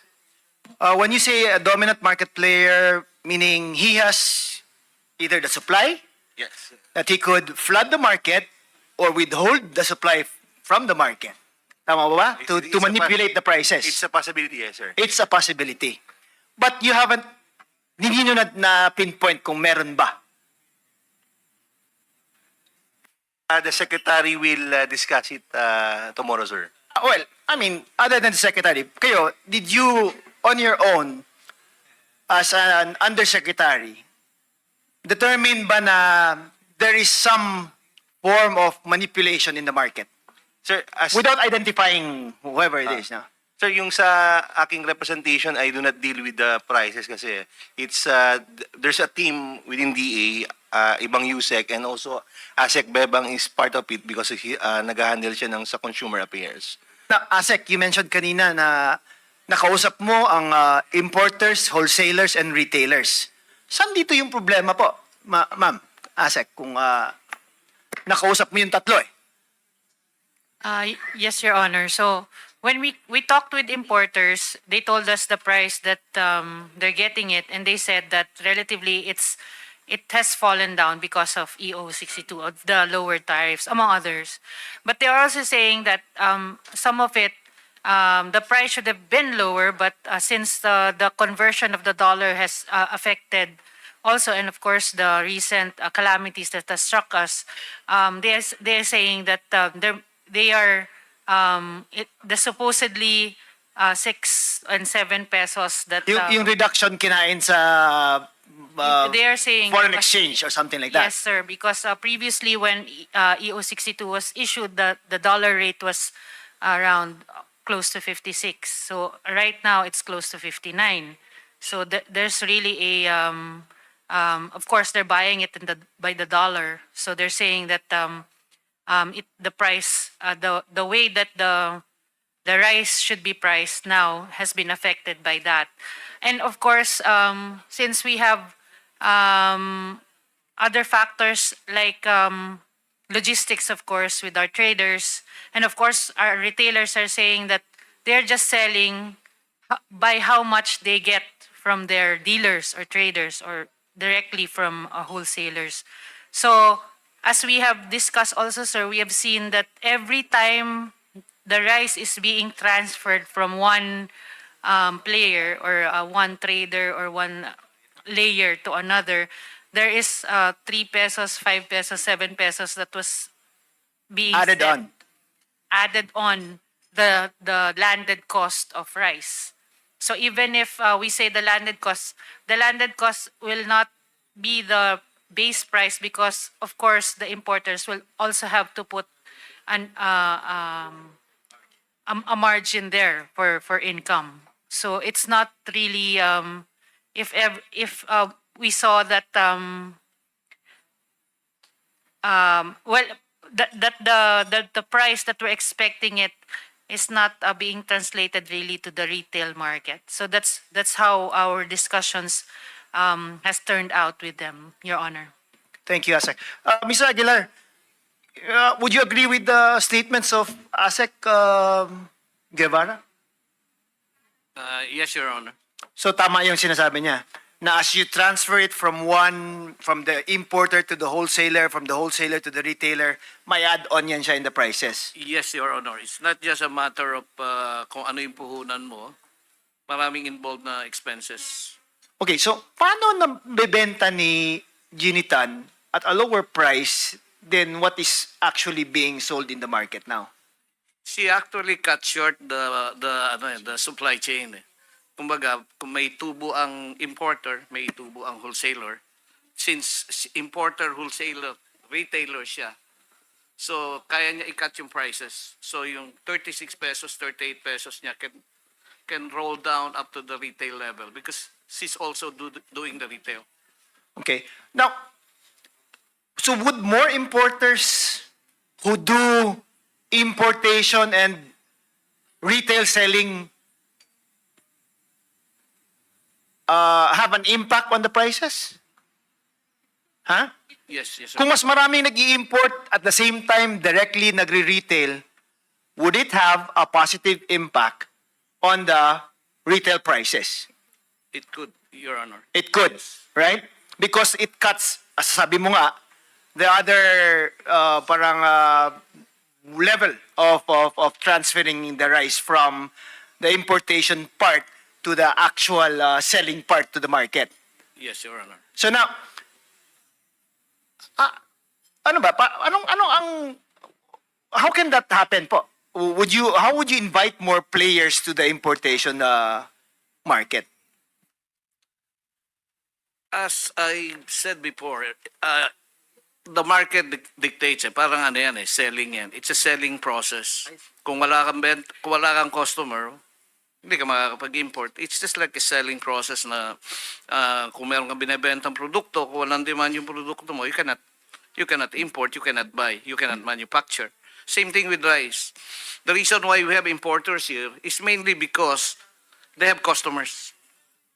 If I even have 1 billion peso in my pocket, but I don't have the customer, and I don't know the know-hows of doing the rice business, I will not go through the importation process. But sir, konti lang kayo eh. Ilan lang yung importers that we have right now, 'di ba? Yeah. And the few importers that we have are dealing with millions of tons of rice, 'di ba? Which could have been spread out with other importers who would have also done the same thing, na directly selling it to the retail market. Yeah, as I've said, Your Honor, may kanya-kanya kaming kliyente. Kumbaga, like in the premium market, there are 8 big, sabi nga superstar in terms of brand. So we each of us have our own number of customers. So let's say in our case, we have this much wholesaler, so we can supply, we can import that much. Unlike other importers, they only import maybe 5 containers, 20 containers because they only have 20 or 5 clients. Kaya nga, ang point ko lang naman dito po is like, di ba yung customers mo get from you because they know that you're supplying this rice at this price. Or parang may idea na sila sa presyo nyo, di ba? And the other importers also have the same relations with their respective clients. Yes. Di ba? But then, the rest of the market who do not have access to these importers just buy it from the other wholesalers din. 'Di ba? So then, yun na nga ang added price dun because they're not getting it, they do not have access to the other importers that could have sold it to them at a cheaper price. Tama ba? Another important thing, Your Honor, is we have our own brand, we have our own exclusivity. All right. If I'm importer one and I'm selling, let's say, attorney rice, hindi siya pwede mag-import na attorney rice because I'm exclusive to it. So nobody can just say sikat ang attorney rice. Everybody can import attorney rice. So that's a legal matter already. Kaya nga, if my brand attorney rice is popular and there is a demand in the market, I can import as much as that's billions. Sir, Ma'am, may I also yes, speak? Because a big factor of this is also credit term. So if you notice, rice is very expensive if somebody buys in bulk. For example, if we buy in bulk, and then if we cater to all these retailers, it's going to be very risky for us. So here comes the role of the wholesalers who have the capital and the logistics and the manpower na magsuyod sa market. So for us, for example, for credit term, we cannot extend all the credit terms. And a lot of these retail stores will ask for 30 days term or 15, depende na yan. And some wholesalers have the bigger capacity for risk to extend the term. So for us, for example, kailangan namin umikot Kailangan namin ikot. So that's why that's then the role of a wholesaler for our trade, or the dealers who come in, who have the cash to buy in bulk, they have the warehouse to store in bulk, and then distribute it to the market stalls. Let's say they have a truck for 100 bags, so they can distribute it to 10 retailers on a daily basis. As opposed to us, our trucks will be in bulk because we buy in bulk. So, ganun, sir. So are you saying that the wholesalers are a necessary evil to I can't say an evil, pero they're necessary to the supply chain. necessary to the supply chain, but it adds to the cost of the actual retail price? Yes, for every step, rice kasi is a bulk item. Every cost, every stop, there's the trucking expense. So from our warehouse to the wholesaler's warehouse, there's a cost that come with it. So may mano pa yan, di ba? It's very difficult to get labor right now. And then from the wholesaler, they will also have to deliver it in small partitions. And it will also cost freight, it will cost labor expense to them. There's also the term that they have to extend. So there's cost of money also. So these wholesalers could also have another dealer because these are big. Then that's the value chain that come with it. So if this wholesaler has a dealer na exclusive to them, then that will also have to factor into additional cost. Okay, last question lang, Mr. Yes, Chair. Monkey. So, are you saying na with all this, importer cost to transfer it to the wholesaler cost to deliver it to the retailers, cost of money because of the terms of payment, etc., if you factor everything in, would you say that the current market prices at the retail end of rice is reflective of the costs in all those steps that you just mentioned? So, or is there parang may disconnect ba na dapat ganito lang yet it's still being sold at this much? sir, for example, for us, when the rice comes to the wholesaler, we cannot dictate how much they will sell. So there is different Kaya nga, but I'm just asking for your idea po. my opinion. Would you say na factoring in all of the expenses involved, from transferring it from the importer to the wholesaler to the retailer, the terms of payment, cost of money, etc., would you say that the prices at the market now on a per kilo basis is reflective of all the costs wrapped up from importer, wholesaler to retailer? Sir, I can only speak for my area. So I'm based in Cagayan de Oro. And if you go around Cagayan de Oro, there is really very cheap rice in the area. I cannot speak for the market in Manila. I am not aware, but I would... So you're saying that it's reflective of the cost? Because all these retailers, I think I cannot reflective, have yes. time But, sir, I'm sorry to say because it's difficult for me to say if it's reflective or not because I don't know the patong for each and every entity. But if you just factor it in, Sir Aguilar na lang. Sir, you were nodding your head kasi kanina. Would you say na reflective ang current market prices sa retail level dun sa supposed add-on costs from importer to wholesaler to retailer? From importer to wholesaler, I think it's reflective. From wholesaler to retailer? From retailer to sari-sari store level, I think it's not reflective. So merong play doon. May play. Alright. Thank you. Thank you, sir. Thank you, Mr. Chair. Thank you, Kong Keith. Next, we would like to recognize the Honorable Nikki Briones for his the second round. To be Thank followed you. by the Honorable Janet Garin. Thank you, Mr. Chair. Mabilis lang to. Ang concern ko lang sa Bureau of Customs, naiwan to during our last hearing. This is about kasama rin ng bigas dahil partner din ng bigas. Lalo na ng mga ordinaryong mamamayan. Ito yung tungkol sa sardinas, mackerel. Yung mackerel during our last hearing, meron kayong kinumpiska na more or less 580 metric tons worth 178.5 million. Noon, hindi nyo masagot kung sino talaga ang may-ari nito. Anong company nga ulit ang may-ari nitong kinumpiskan yung frozen mackerel?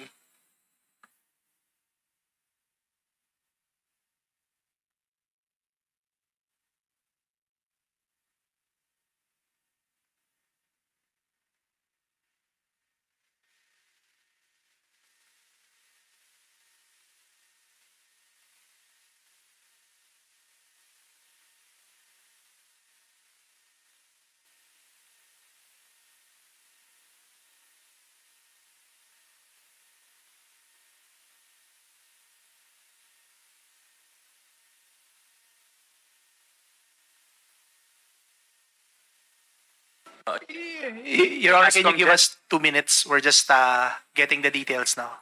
Okay.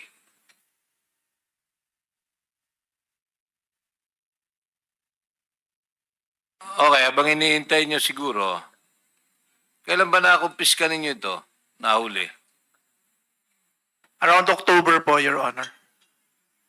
Nung exact date?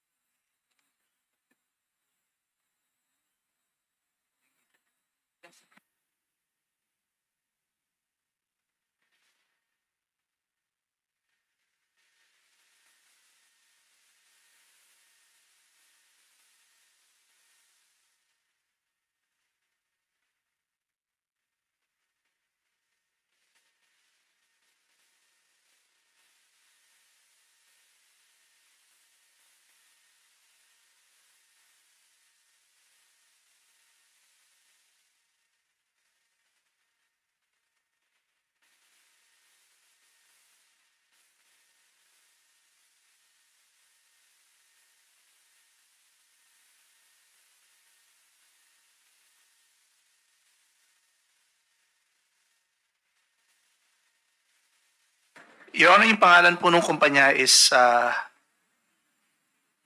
Pacific Sealand Foods Corporation. Okay, pwede bang pakibanggit mo kung sino-sino may-ari nito? Sa amin pong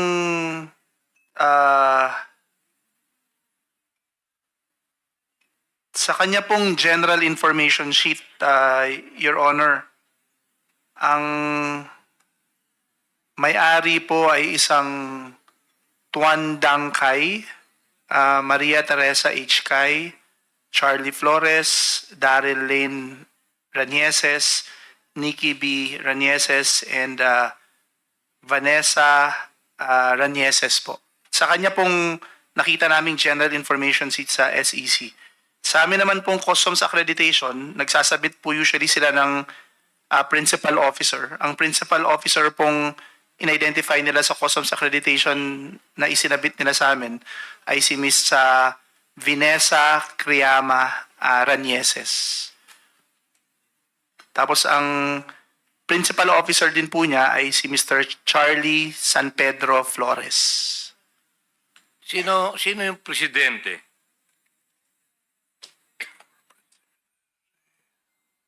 Pacific Silang Foods Corporation. Board member lang.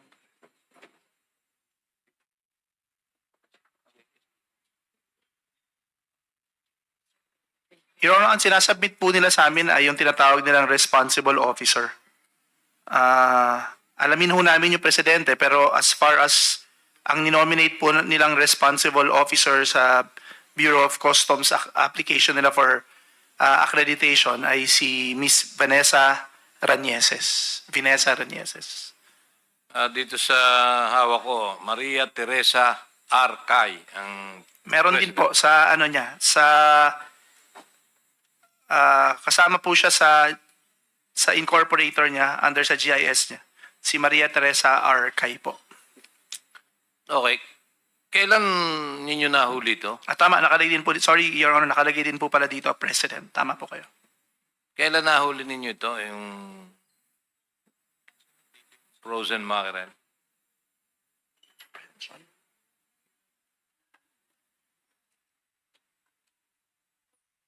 Ang alam po namin, Your Honor, pangatlong linggo po ng around third week of October po siya dumating at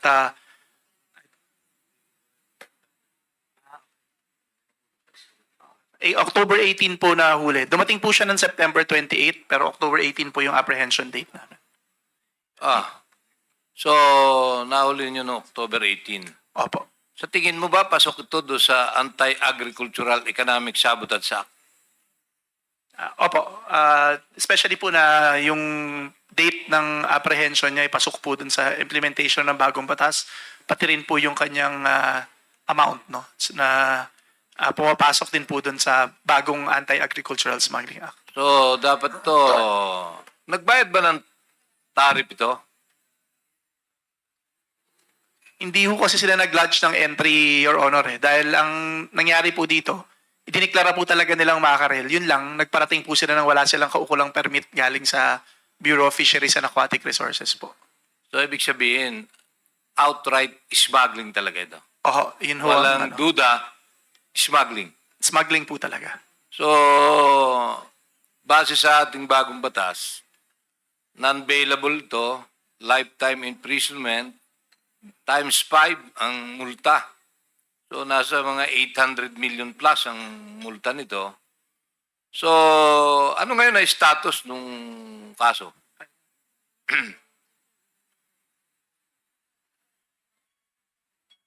Your Honor, nakapila na po ito for filing namin sa ilalim ng aming Bureau Anti-Smuggling Task Force. Iko-confirm ko lang po sa aming legal service kung kasama po ito sa na-file namin last week. Pero na kumpleto na po yung case sa build-up nito at for filing na po sa Department of Justice. Okay. Siguro dapat mahawakan to ng enforcement group once na nagkaroon na enforcement group yung ating Anti-Agricultural Economic Sabotage Council para talagang pumasok dito sa bagong batas natin.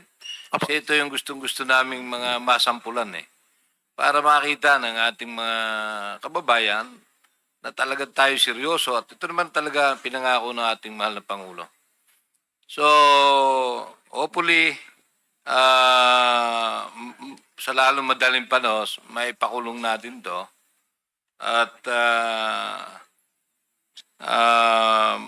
ika nga kasi itong ganitong klase ng smuggling, ang laki na epekto nito sa fishery industry, lalo na sa mga aquatic industry.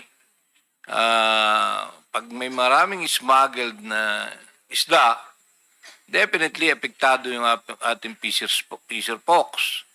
Apektado rin yung mga nag-aalaga ng tilapia, bangus, at lahat ng nasa fishery and aquatic commodities. So,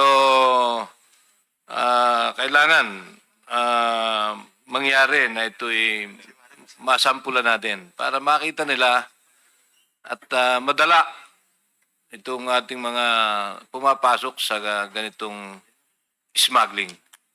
Yun lang, Mr. Chair. Thank you. At pwede ba, Mr. Chair, I move that yung may-ari nito, imbitahin natin. Kung pwede, tomorrow or kung...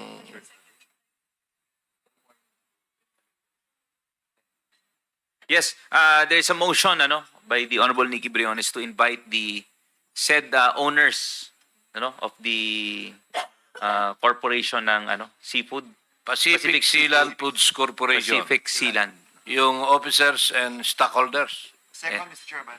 Yes. Any objections? There being none, motion is approved. The committee secretariat is hereby directed to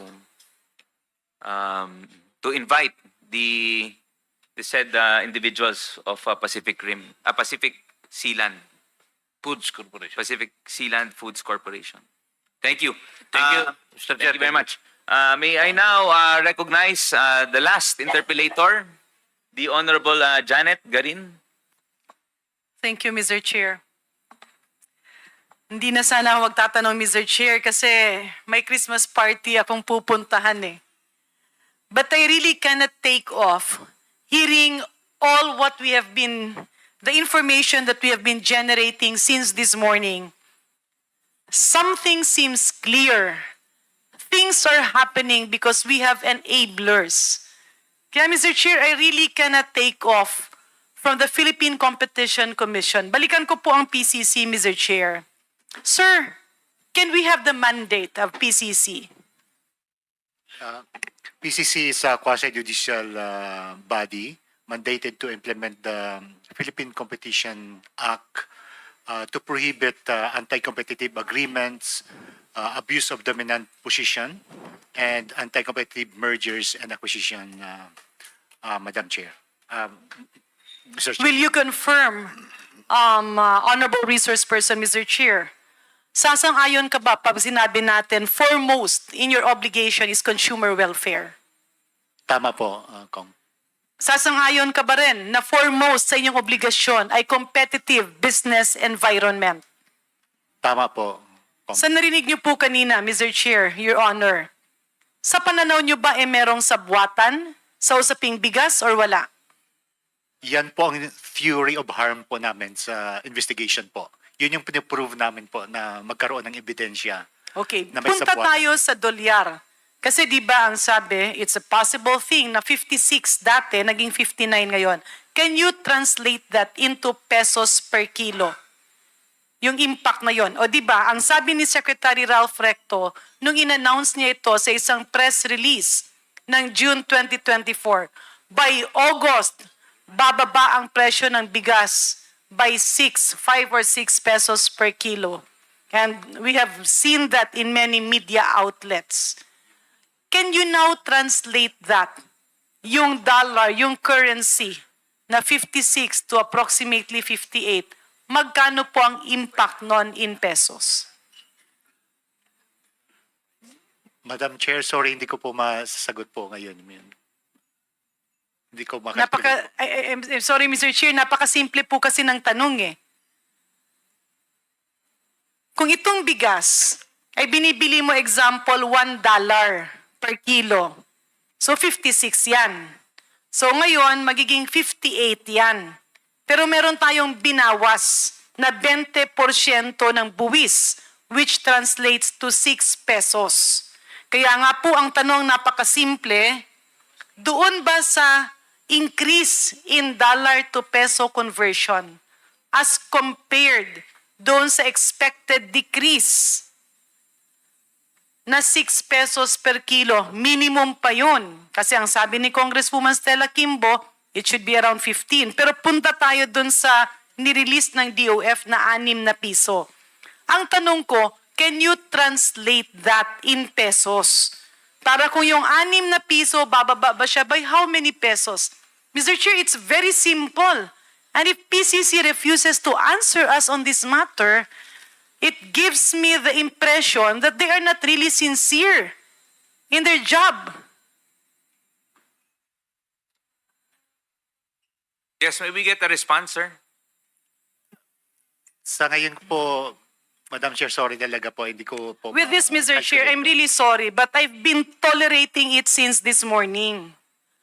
Napakasimple po kasi ng tanong at andito tayo kaharap ang ahensya na dapat inaalagaan ang presyo ng kinakain ng taong bayan. If we have an officer from PCC, Mr. Chair, who cannot simply compute something that is actually part of their task, how can they monitor? Matanong ko nga po, bakit hindi niyo po masagot, Your Honor? Dahil po yung presyo lang po ng bigas na available po sa merkado at saka sa data na nakukuha po namin sa Bureau of Customs, yun po yung Mr. Chair, ang tanong ko is simply theoretically. Ulitin natin, sinabi ng Department of Finance,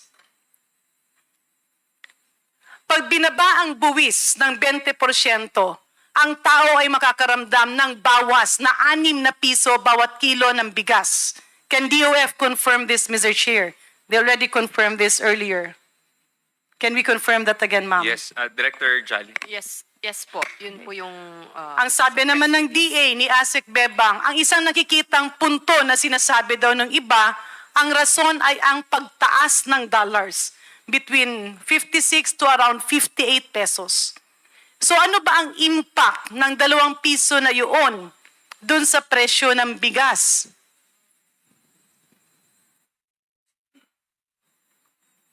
Because Mr. Chair, even with this simple computation, hindi masagot ng PCC, then we're doomed. Because this is the very agency that is supposed to take care of this pricing. Kaya andi dito ngayon yung Kongreso, kaya tayo ay sumasawsaw dahil kailangan ng batas simply because people in some executive offices are not doing their job. And I'm sorry, Mr. Chair, but I might be constrained to move that our good, distinguished resource person here be cited in contempt para matauhan sila at makita nila na seryoso tayo. Because our good resource person, Mr. Chair, is lying. Paano mo naman sasabing hindi mo alam? Paano mo sasabing wala kang alam? Kukumputin nyo pa, maghahanap pa kayo ng ebidensya.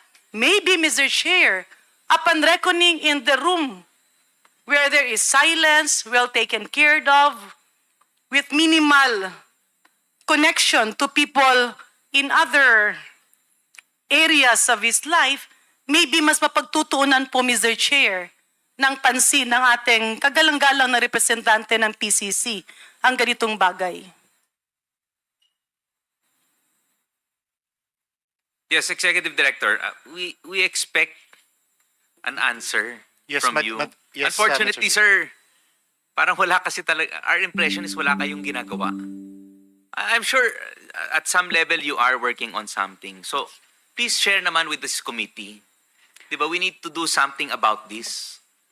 Yes, Mr. Chair, bigyan nyo lang po kami ng chance na yung tanong na yun ay masagot namin at Yeah, Mr. Chair, I'm hopeless with PCC. Punta na lang po ako sa Bureau of Customs, but I'm not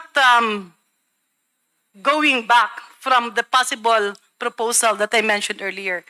Sir, if I may, kay Commissioner Rubio or kay DepCom Maranilla, dun po sa magkano po ba yung landed cost ng bigas in June of 2024?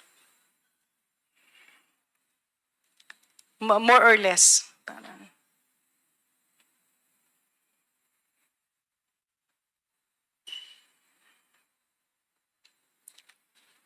Landed cost at that time, more or less mga 41, Your Honor, Mr. Chair. 41 pesos, no? 41. I was hearing earlier 41 to 44. Parang gano'n, no? Yes, Yung Mr. kaninang Chair. umaga.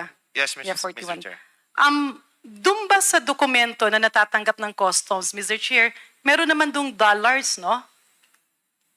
Yes, Mr. Chair. Oo. Pwede po ba nating makuha magkano yun in dollars? If you have the file or if you have the record or maybe our other resource persons here can shed light on the cost of rice during that time in dollars? Yeah. Mr. Chair, Your Honor, maybe I can just make some estimation on the impact because if we base it at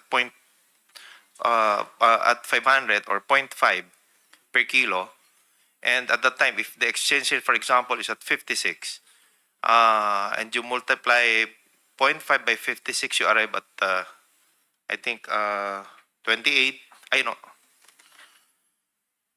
The reason why is I'm we're trying to check if kung hindi naman kasi at walang kakwenta-kwenta ang PCC at wala na tayong pag-asa nun, edi maghanap na tayo ng ibang paraan. So basically, I'm trying to compute, okay, on a per kilo basis. Maybe we have our wholesalers and importers. Magkano po ba yung presyo ng bigas nung Yeah. and maybe if customs Yeah. still has the record? Yeah, the impact, Your Honor, will be if the difference is at 2 pesos for the exchange rate, it's just an impact of 0.3, a little over 0.3 or 0.3 nearing 0.4 per kilo, Your Honor. In So pesos or in dollars? in peso, Your Honor. So So, that's 30. para mas maging maliwanag, kunyari, yung 41 pesos na yon, magkano yon in dollars nung kapanahonan na yon? I'm just assuming, Your Honor, that when it was, the DA was referring to a 56 at the time. So, if for Ah, so- example, let's fix it at 56 and then the value, let's fix it at 0.5. So, you multiply it by 56, you arrive at 28 pesos. And then from that 28 pesos, you just compute yung so it's probably 35. So we multiply it to 35, Your Honor. And 35 because at the time, EU 62 is not yet being implemented. So Ito kaya, sir, I'm not sure, no? I'm not sure if hindi kasi ako ganun ka magaling sa peso-dollar conversion, but just for academic purposes, kunyari, nasa 41 tayo nung August, tama ba? As bebang sa inyo, 41 ba or 44? Sometime in June. 41 or 44? 44. 44 pesos. Mas mataas. 44, okay. So, Wholesale. yung 44, 25% broken. Yung 44 pesos na yon, kung i-divide, tama ba? Do we divide it by 56? Tama ba? It will be 44 pesos over 56 pesos. That will translate to 0.786 centavos in dollars, ha? Tama ba?